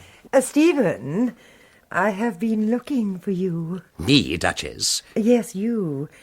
I want you to escort me to the kitchen garden, for unless I eat gooseberries on Sunday mornings, I die. I shall be delighted. Delighted. Tell me, Lucia, did you sleep well? I'm afraid I rather overslept, Adele, after our fascinating conversation last night, and have just been lounging in my room. So comfortable. Lucia, I know that's for you. Wherever you are, somebody wants you on the telephone. Oh. If you were in the middle of the Sahara, a telephone would ring for you from the sands of the desert. Yes, who is it for? Mrs. Lucas, my lady. You're always chaffing me, Adele. What a nuisance the telephone is. One never gets a rest from it. But I won't be a moment. Tony, there's a great deal to talk about now. What's the situation between the lovers? Perfect understanding or a quarrel, I wonder. And who has been ringing her up? What would you bet that it was? Alf the pugilist? I wonder. Tony, did you take in Marcia's little act? You mean dragging Stephen off into the gooseberry bushes? Lucia didn't take the slightest notice. I knew she would be great. Here she is again. Now we shall know. Adele, dear, would it be dreadful of me if I left this afternoon? They've rung me up from Riseholme. My Peppino is very far from well. Nothing really serious, but I think I had better go. Oh, my dear, you shall do precisely as you wish. I'm dreadfully sorry, but if you feel you would be easier in your mind... Lucia looks around her. She is leaving the most wonderful house party. She is leaving the most glittering array of guests. On the other hand, she is also leaving her lover, which is a great compensation. I feel my place is at the side of my poor old Peppino. I must go, Adele.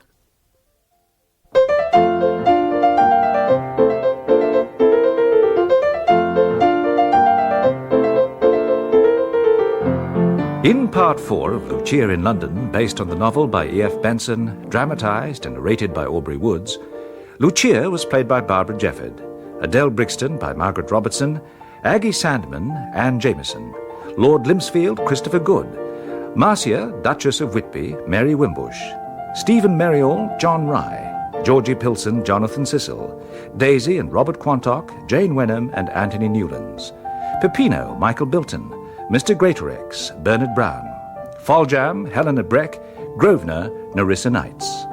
Other parts were played by members of the cast. The pianist was John Owen Edwards. Lucia in London is directed by John Cardy.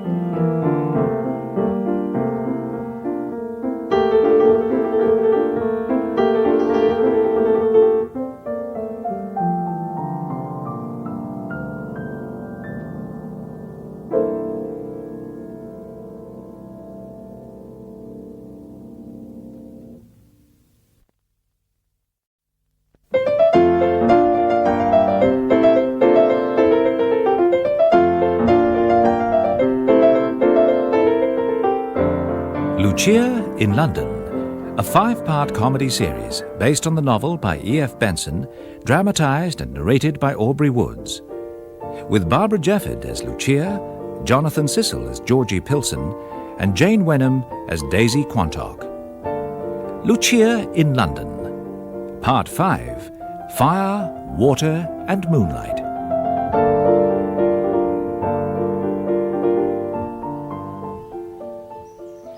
Peppino, you take your walk in the garden, as the doctor suggested, and then sit there by the dovecot, and I'll be with you directly.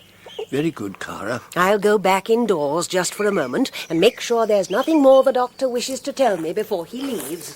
Very well, my dear. Today, the last day of August 1927, Peppino has been allowed for the first time to have a half-hour's quiet strolling in the garden. His illness, which had caused Lucia to recall herself so abruptly from London, had been serious. But as he steps out into the sunshine, he feels much more his old self again. In the garden of the Hurst, furniture plays a prominent part. Mottos also are in great evidence, and a sundial reminds Peppino that tempus fugit. Oh, dear me, how true. But he does his best to ignore this, and proceeds down the pleached alley of laburnums to settle himself on the rustic seat, which has carved on its back, "Bide a wee." Lucia, a look of quiet determination in her sharp dark eyes, comes out through the smoking parlour and walks decisively down the path. Peppino caro, such a cheering talk. There never was such a perfect convalescer, my dear, what a word, as you. Just a little more every day, and in a month's time you'll be quite strong again. That is indeed a relief.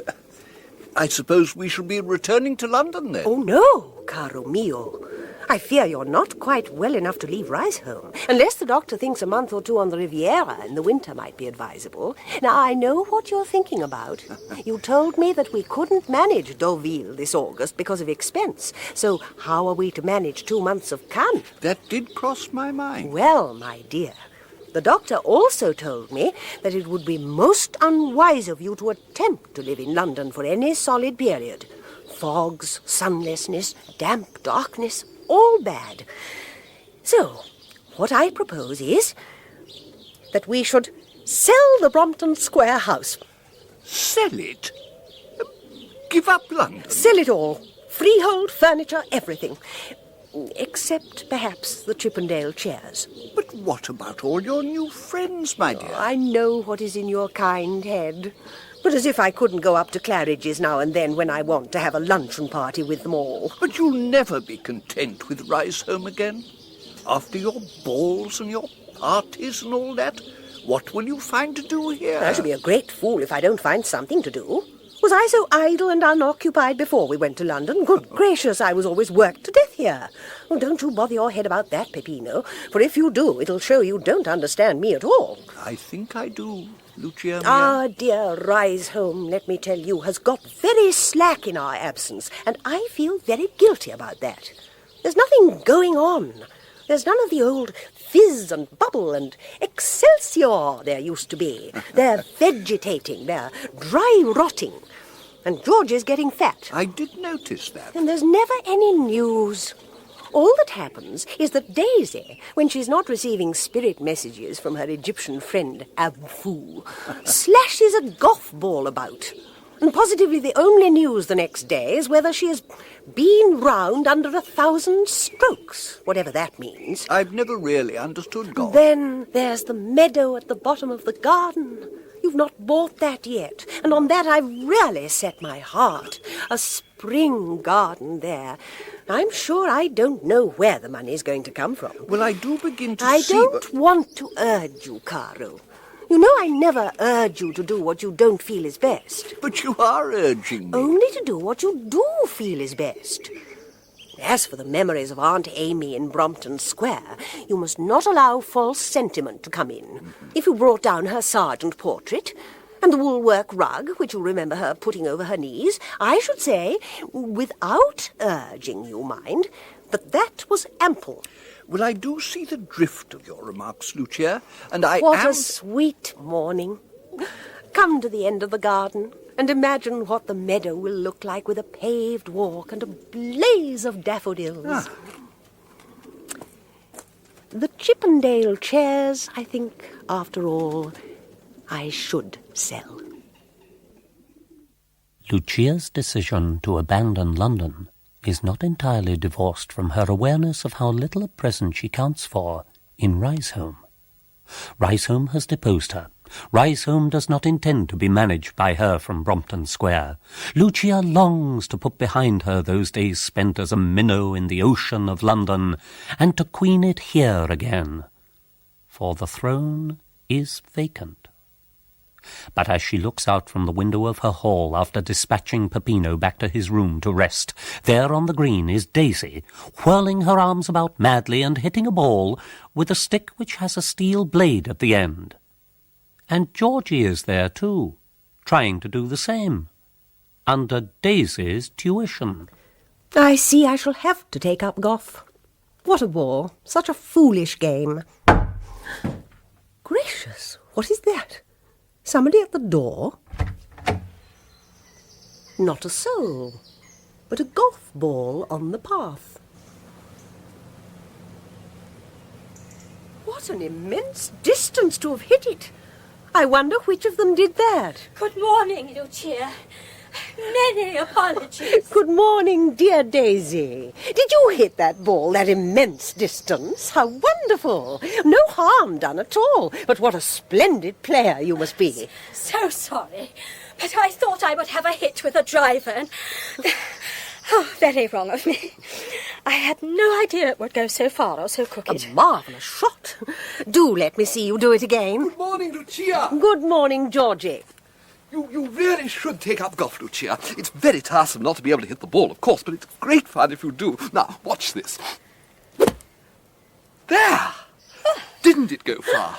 I have a set of clock golf in a cupboard somewhere. I shall lay it out this very afternoon. Come in after lunch, Georgie, and play a game with me. You too, Daisy. Thanks, but Georgie and I were going to have a real round on the golf course. Oh, what fun. I shall walk down and look at you. I think I must learn. I never saw anything so interesting as golf. Well done, Daisy. What a long way it's going. Oh, dear. Do you think you'll be able to find it? Of course I shall. I don't think I will accompany you any further on your round. Very well, Lucia. 4. I don't think I shall hit it that far, but, just a moment. You never know. Oh, how thrilling it all is. What a shot, Georgie. Yes, Good afternoon, Mr. Stratton. Oh, good afternoon, Mrs. Lucas. Mr. Stratton is the landlord of the Ambermere Arms. And more to the point, Mr. Stratton is captain of the golf club. Well, we'll be getting on, Lucia. Come along, Georgie. Did you see where my ball went? Into that ditch, I think. But where's mine?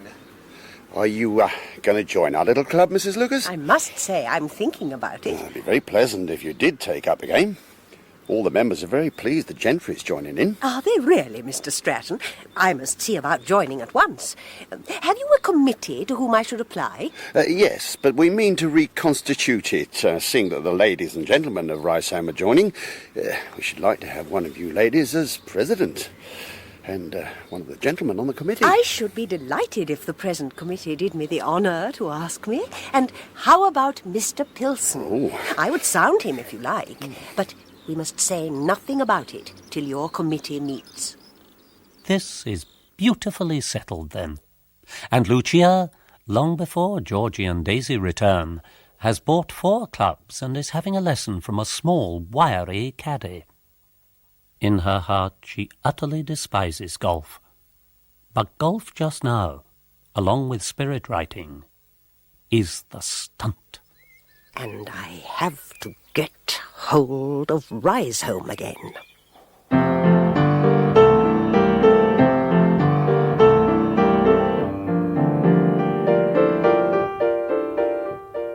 Georgie pops across to the Hurst one morning, arrayed in a fresh, almost pearly suit of white duck, and finds Lucia in the act of holding out from the very longest of her clock golf stations.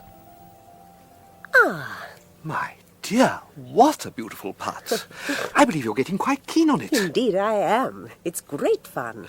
I sometimes go down to the golf course and knock the ball about. Georgino be very kind to poor Lucia this afternoon and go round with her. Georgino very pleased to go round with Lucia, and perhaps Georgino give Lucia ickle hint or two. I won 2 holes from Daisy yesterday. How clever of you, Georgie.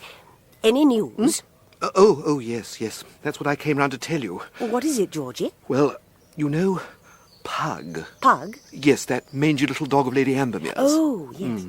Well, Pug died. I don't know what of. Cream, I should think, and cake. Well, it may have been. Anyhow, Lady Ambermere had him stuffed, and while I was out this morning, she left him in a glass case at my house.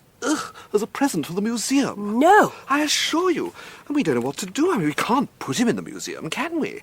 And we're afraid she'll take Queen Charlotte's mittens away if we don't. But how can we refuse? Well, Georgie, perhaps poor Lucia can get you out of your hole. I see what's happened. She had Pug stuffed, and then found he was too dreadful an object to keep, and so thought she'd be generous to the museum. Yes, Georgie, I will help you. Oh, thank you, Lucia. I'll drive over tomorrow and take Pug back, with the committee's regrets that they're not taxidermists. How all you people bully me into doing just what you want. I always was Risehome's slave. Oh. Now, let's have a good little putting match till lunchtime and prepare ourselves for our real match this afternoon. Oh, Georgino, Lucia so frightened. You must be very kind to poor beginner. Now, naughty ickle ball, Lucia's going to give you such a spank. There. But you're marvellous. Oh, it's no time at all since you began to play. You are clever. You know, I think you're already better than Daisy. Georgie, I'm afraid you're a flatterer. Now, you give your ball a good bang, and then there's something I want to talk to you about. Yes, now, let's see. It's slow back, isn't it? Or is it quick back? Daisy sometimes says one thing and sometimes the other. Oh, here is Daisy. Remember, Georgie, quick back. Oh, yes, quick back, right. And how are you getting on, Lucia? How many have you played to get there? 1 at present, dear. But isn't it difficult? 1? That's all. Well, fancy. Hush now. Now it's, quick back. Oh, dear. My ball's gone into a very tiresome place. Oh, yes, hasn't it? Did you see where mine went? I think I saw it go into that gorse bush, Daisy. Oh, I shall have a word with the committee about that bush. It ought to be cut down. Georgie, I had a little talk with Mr. Stratton the other day. There's a new golf committee being elected in October, and they would so like to have you on it. Oh. Now, be good-natured and say you will. Of course I will, Lucia. Good. And they want poor little me to be president. So shall I send Mr. Stratton a line and say we will? It would be kind, Georgie. Of course, yes, indeed. I should be delighted. Ah, my ball. Oh, by the way, do come and dine tonight. Peppino, so much better, thanks. Peppino told me to ask you. He would enjoy it. Just one of our dear little evenings again. How lovely. Quick back. Oh, how tiresome, I missed it. Never mind, Georgie. I'll give you it. Oh, thank you. You know, Daisy never does that. Right. Quick back. There. I hope we shall have many of our little evenings, Georgie. We shall be here over Christmas. In fact, no more London for us. What? Though it's a secret at present. Wait a moment. Now, ickle bally, fly away home. There. My word, Lucia, That went miles. Yes, didn't it? I'm afraid Peppino must never live in London again. All is going to be sold, Georgie. The house and the furniture and the pearls. You must put up with your poor old Lucia at Riseholme again. Nobody knows yet but you. But now it's all settled. But aren't you sorry, Lucia? Oh, yes, George, of course I am. So many dear friends in London. Ah, here's my ball. Right. But then there are dear friends in Riseholme. Quick back. Oh, what a beautiful bang, Georgie. You nearly hit Daisy. Call 5. Isn't that what they do?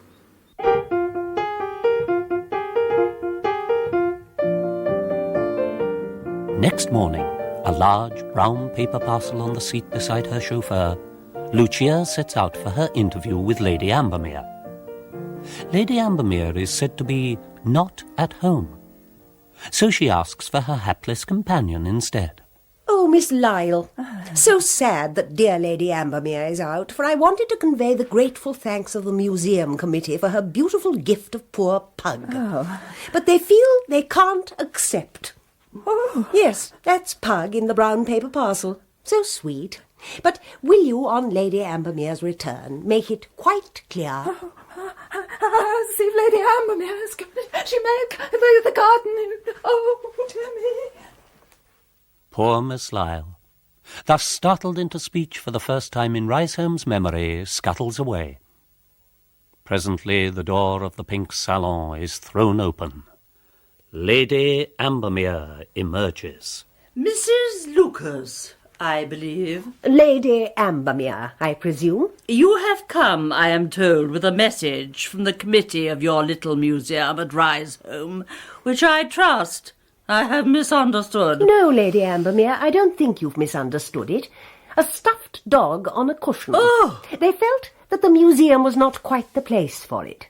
I have brought it back to you with their thanks and regrets. You have what? So kind of you, and so sorry of them. This is the parcel. That is all, I think. Are you aware, Mrs. Lucas, that the mittens of the late Queen Charlotte are my loan to your museum? Mittens? Yes, I believe there are some mittens. I think I've seen them. No doubt those are the ones. Yes? The committee shall hear from me. I shall be attending their meeting as soon as I get back to Riseholme, Lady Ambermere, and will inform them of that fact. Good morning.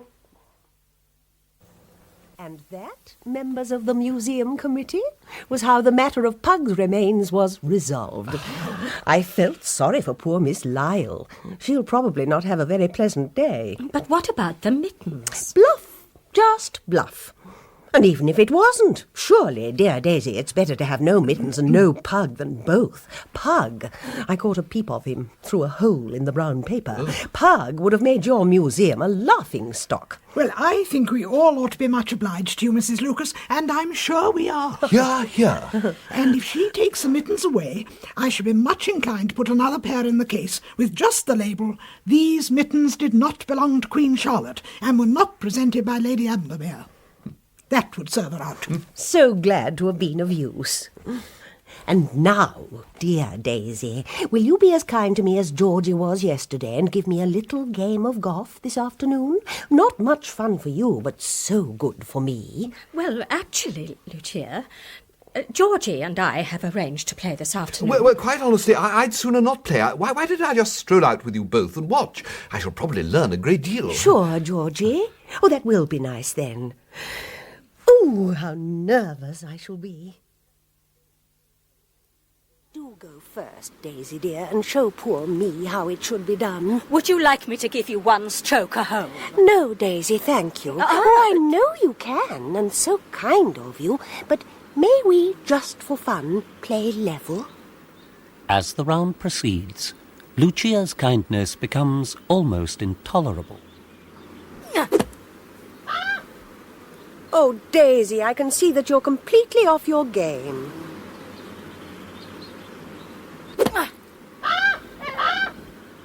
Oh, Daisy, that is bad luck.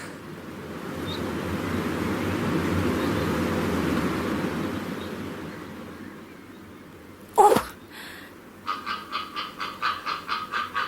Oh, Daisy, do please pick your ball out of the bulrushes and don't count it.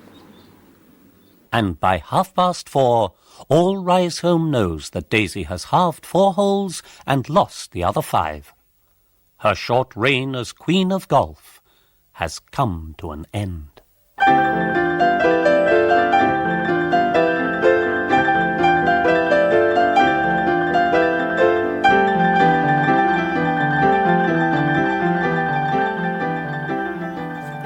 Now, may I call the meeting to order? Certainly, Mr. Georgie. Yes. Yes, of course. Now, I believe you wanted to propose closing down the museum for the winter, Mrs. Boucher. Well, the tourist season is over. No more charabancs arriving with visitors, and for the past 3 days not a soul has passed the turnstile. Far better close it till the spring and have no more expense. What a very good idea, Mrs. Boucher. Yes, indeed. Well, and then there is another thing. It's getting so damp in there that if you wanted a cold bath, you might undress and stand there. There's water pouring off the walls. It's given me a very nasty throat. Oh. A couple of oil stoves, I suggest. The boy will attend them, and we can give him £0.50. Yes, and I vote we should take Signor Cortese's manuscript of Lucrezia out for safekeeping. I should be happy to have it. I'm not sure I shouldn't feel happier if it was at the bank. Supposing it was stolen. Well, I take Daisy's side, but let us vote. In favour of Daisy keeping the manuscript, 2. Against 1. Carried. Well, if that's all then, I'll be off. Oh, come in presently. I can't, I'm afraid. I'm busy till dinner. I'm so glad you could spare the time to pop in before dinner, Georgie, because I wanted to have a word about the Goff Committee. I bow to your knowledge of committee procedure, of course, but I feel we must get more business-like now you and I are together on this venture. We must have competitions and handicaps, and I'll give a small silver cup, the President's Cup, to be competed for. What a very generous idea. Now, you brought the planchette. Yes, here it is. Put it on the card table. You must teach me how to use it. Now, we put it down like this, with the pencil sticking out in the middle, and you put your fingers that side. Like this? Yes, that's right.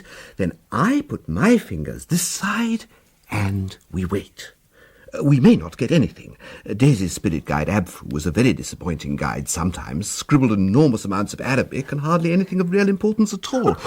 Poor dear Daisy. Oh, but I'd better be quiet, had I not? No, we can go on talking. Indeed, it's better not to attend to what it does. I see. Let us go on talking then. How did your museum committee meeting go? We settled to shut the museum up for the winter. Just an oil stove or 2 to keep it dry. I wanted to... I believe something's happening. No. How interesting. What do we do? No, nothing. Just let it do what it likes. Now, let's concentrate. Now, that means thinking of nothing at all. Probably it's Arabic. You never quite know. Now, empty your mind of everything, Lucia.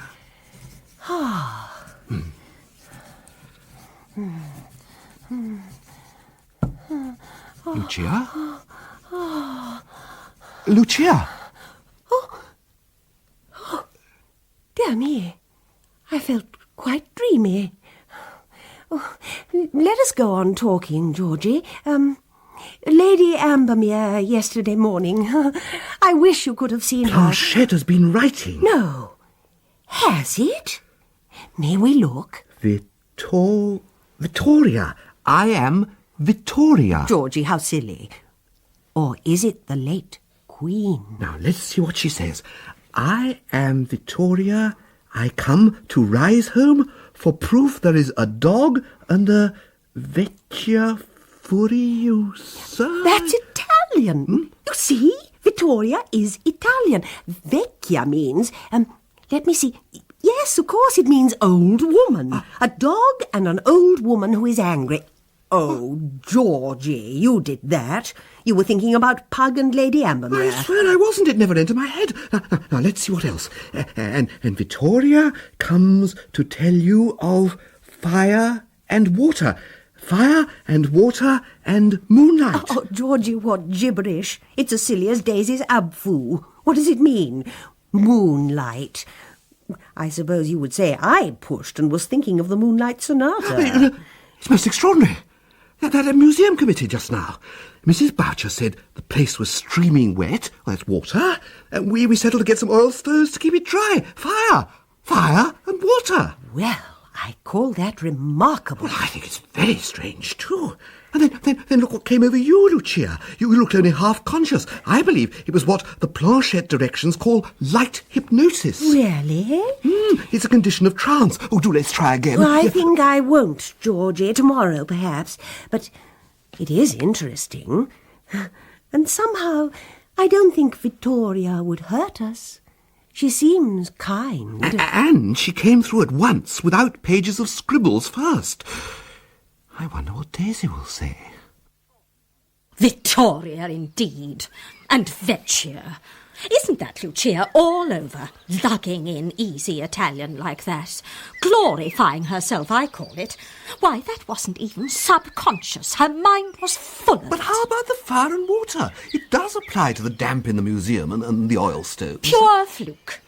If she'd written mutton and music, you would have found some interpretation for it. Such far-fetched nonsense. But she didn't write mutton and music, so we needn't discuss that. Then there was moonlight. Now, I don't know what that means. I should call it moonshine. Well, it wrote moonlight. It's all curious. And I believe Lucia was in a condition of light hypnosis. Light fiddlesticks. We can all shut our eyes and droop our heads. Well, I think it was light hypnosis. It was very, very curious to see her. I do hope she'll consent to sit again. She didn't much want to. Georgie, why don't we see if Abfu has anything to say about it? After all, Abfu told us to make a museum, and that hasn't turned out so badly. Abfu was practical. What he suggested led to something. We might try. I'll get the planchette out, and we can have a good go at it. The planchette's been writing hard. Georgie, I was in quite a trance. Light hypnosis, I think. Has Abfu told us anything? It begins with quantities of Arabic. Oh yes, and then it drops into English. What does he say? Beware of charlatans. Beware of southern charlatans. All spirits are not true and faithful like Abfu, who instituted your museum. False guides deceive. A warning from Abfu. Well, if that isn't convincing, I don't know what is. Yes, I agree with you. It is convincing. But then Abfu said all this about southern charlatans. Don't you think, Mrs. Boucher, that is aimed at Vittoria? If it comes to that, Egypt is in the south too. And charlatans can come from Egypt as much as from Italy. Fire and water. Well, there's water there now, plenty of it. And my throat's no better. And the fire will be there tomorrow. I must get out my planchette again, for I put it away. I got sick of writing nothing but Arabic. If it was Arabic, I call it very strange. And not a word about golf from Vittoria. I consider that most important. If Lucia had been pushing, she'd have written about her golf with Daisy. Abfu and Vittoria. I wonder which will win.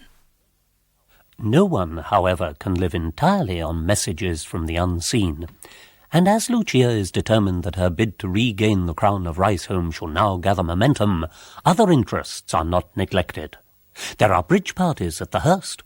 There is much music. There is a reading of Hamlet, at which Lucia doubles several of the leading parts, and Daisy declines to be the ghost. Peppino's convalescence proceeds well. Lucia announces her gift to the golf club of the President's Cup, and the oil stoves at the museum are satisfactory. Daisy, one evening, recollecting that she has not made a personal inspection of them, goes in just before dinner to look at them. Oh, they're making great headway. That large patch of damp has almost gone. Yes, and that one too. I can't understand why Georgie and Mrs. Boucher insist that the boys should extinguish the stoves at night. It's very silly. They could do their work twice as quickly, and the paraffin can't cost all that much. Now, where is it? Yes. There. Here we are. As I am a committee member as well as them, I shall just fill these, and then they can burn all night. Yes. It's much better. Oh. Ugh. Let's see stuff. Ooh. Phew. Never mind. It'll soon evaporate. Georgie has dined at home this night, and so engrossed is he afterwards on embroidering a very pretty runner for the top of his piano that he is amazed to realise how late it is. He strolls to the window and pushes aside the blind. The moon is almost full. Just as he is about to let the blind fall again, he sees a reddish light in the sky immediately above his tall yew hedge. I wonder what that is. The museum! Smoke! Flames! Fire! The fire brigade! That's it! Ring the fire brigade! Foljambe! Now, where's the number? Ah, yes. Foljambe! 2, 5. Foljambe! Now, come along. Oh, tarsome fireman. Oh, hello, yes. Righto. Fire's on fire. Send engine at once. Is the matter, sir? Is the house on fire? No, Foljambe, the museum. Tell Mr. and Mrs. Quantock immediately. I'll go and see what can be done. Hello, Mr. Stratton, is there anything we can do? Not a thing, I'm afraid, Mr. Pillson. I saw it blazing away as I was closing up over at the Ambermere Arms. Came straight over. We got a hose back there, but I doubt whether it'll stretch this far. Oh, hello there, Mr. Quantock. Right, Stratton. What a sight. Has anybody called the fire brigade? Yes, yeah, I did. Not that they'll be able to do very much. Look out! The roof's collapsing! Here comes the fire engine. Nothing for them to do now but keep it from spreading. At least the moon's out for them to see what they're up to. Stand back, gentlemen. Make way for the hose. Yes, indeed. Fire, water, moonlight. Fire, water, moonlight. Well... We'd better have a committee meeting in the morning, Pillson. Decide what's best to be done. Will you tell Mrs. Boucher, or shall I? I call it most remarkable, Mr. Georgie. Yes. Dog and angry old woman never convinced me, but this is beyond anything. Fire, water, moonlight. Yes. It's prophecy. Nothing less than prophecy. I shall believe anything Victoria says for the future. As for Absu, well... Careful. Good morning, Mrs. Boucher. Good morning, Mr. Robert. And how is our cold this morning? Oh, very little improvement, I fear. I am sorry, Mrs. Boucher. Good morning, Georgie. Good morning, Daisy. Good morning, Robert. Will that be all, sir? Yes, Foljambe. Yeah, we all are then. This is a disaster indeed. All Mr. George's sketches, the Colonel's Samian ware, and the mittens. Nothing left at all. Yes, I don't see it as such a disaster. Lucky I had those insurances executed. We get £2,000 from the company, of which 500 goes to Colonel Boucher for his barn. I mean the museum. Well, that's something. And the rest? I never could understand about insurances. Well, the rest belongs to those who put the money up to equip the museum, in proportion, of course, to the sums they advance. It's quite simple.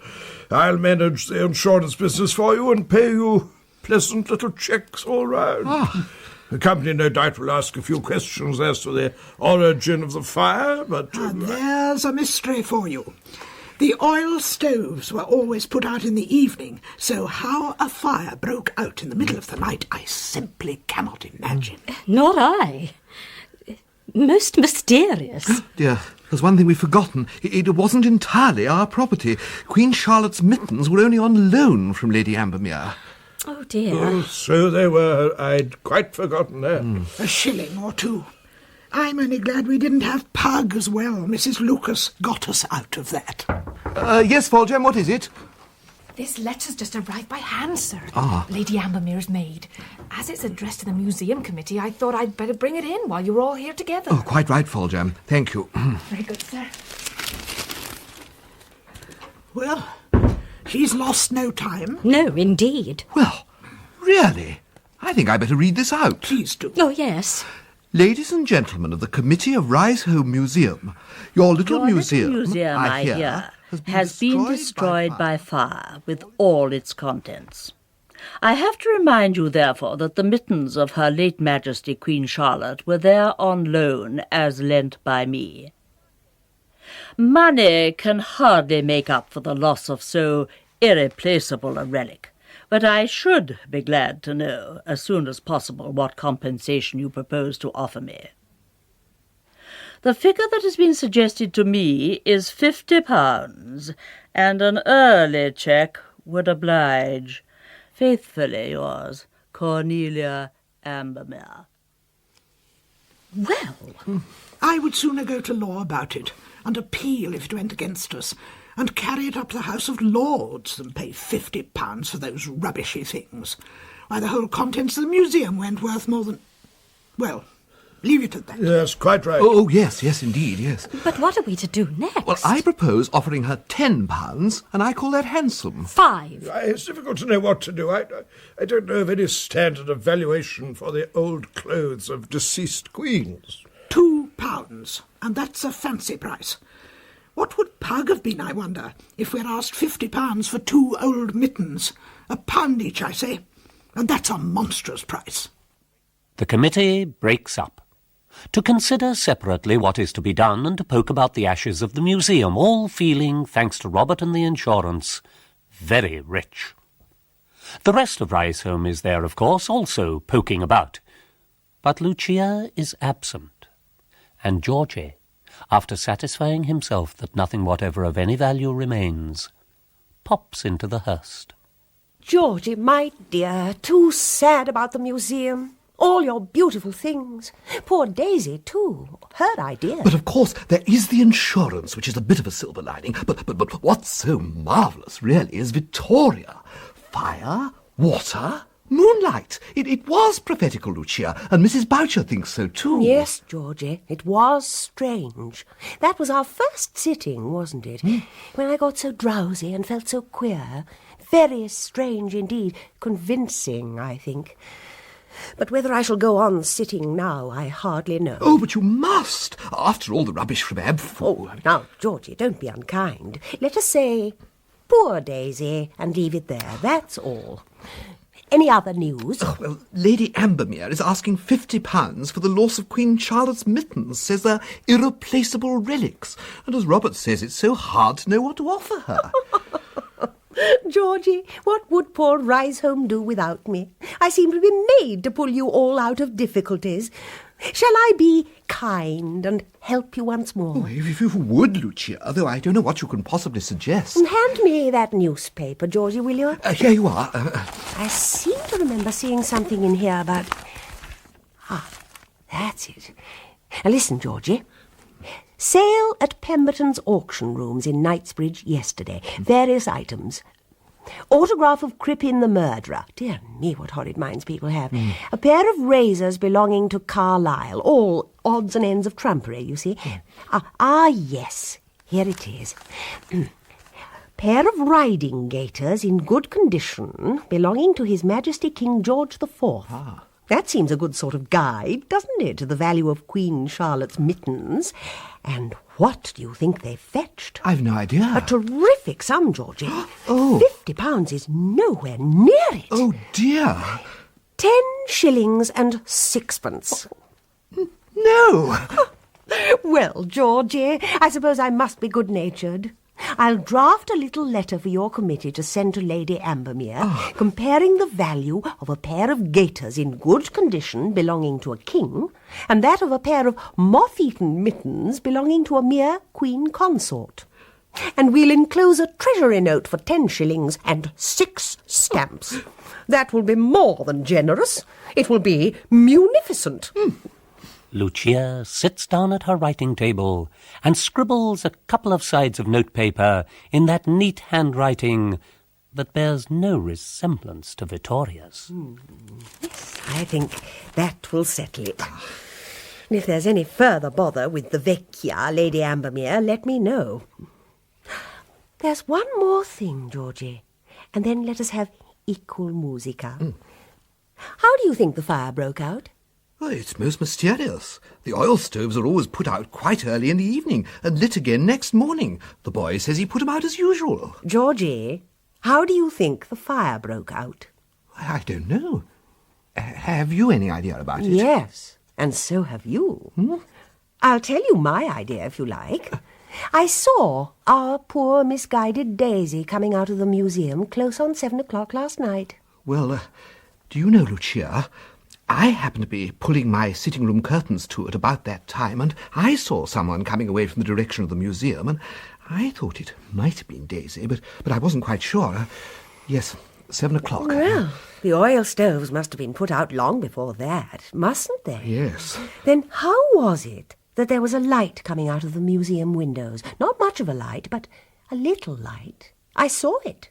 What do you make of that? Well, I don't know. Georgie, you must be very dull this morning. What I make of it is that our poor Daisy lit the oil stoves again, and then probably in her fumbling way she spilt some oil. Something of the sort anyhow. In fact, I'm afraid Daisy burned down the museum. Oh, dear. I think you're right. How tiresome. What are we to do? Do? Nothing, except never know anything about it. We know quite well that poor Daisy didn't do it on purpose. She hasn't got the pluck or the invention to be an incendiary. It was only her muddling, meddling ways. But the insurance money... What about it? The fire was an accident, whether Daisy confesses what she's done or not. Poor Daisy. We must be nice to her, Georgie. Her Goff, her Abfu, such disappointments. Perhaps if there were another place on the Goff committee, we might propose her for that. Yes, if you think so. Oh, what a pity she's not a little wiser. But come, Georgino, let us have equal musica. My dear, what's the matter? Georgie, you are dull this morning. Don't you see? Poor Daisy's meddling has made the reputation of Vittoria and crumpled up Abfu.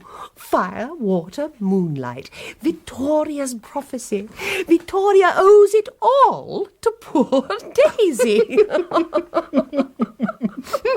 Oh, Peppino.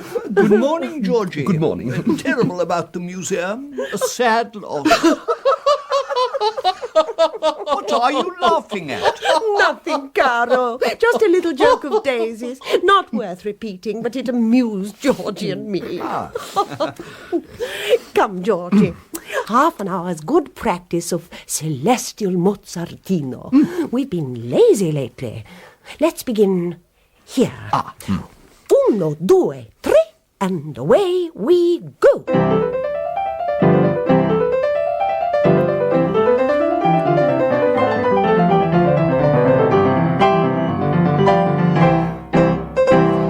Bravissimo!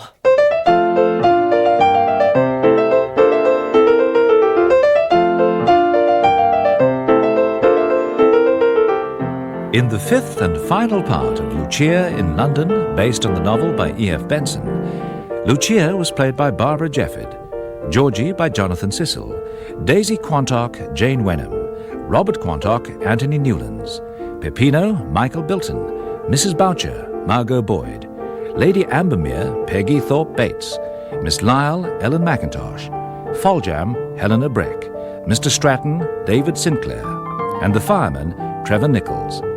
The pianist was John Owen Edwards. Lucia in London was dramatised and narrated by Aubrey Woods and directed by John Cardy.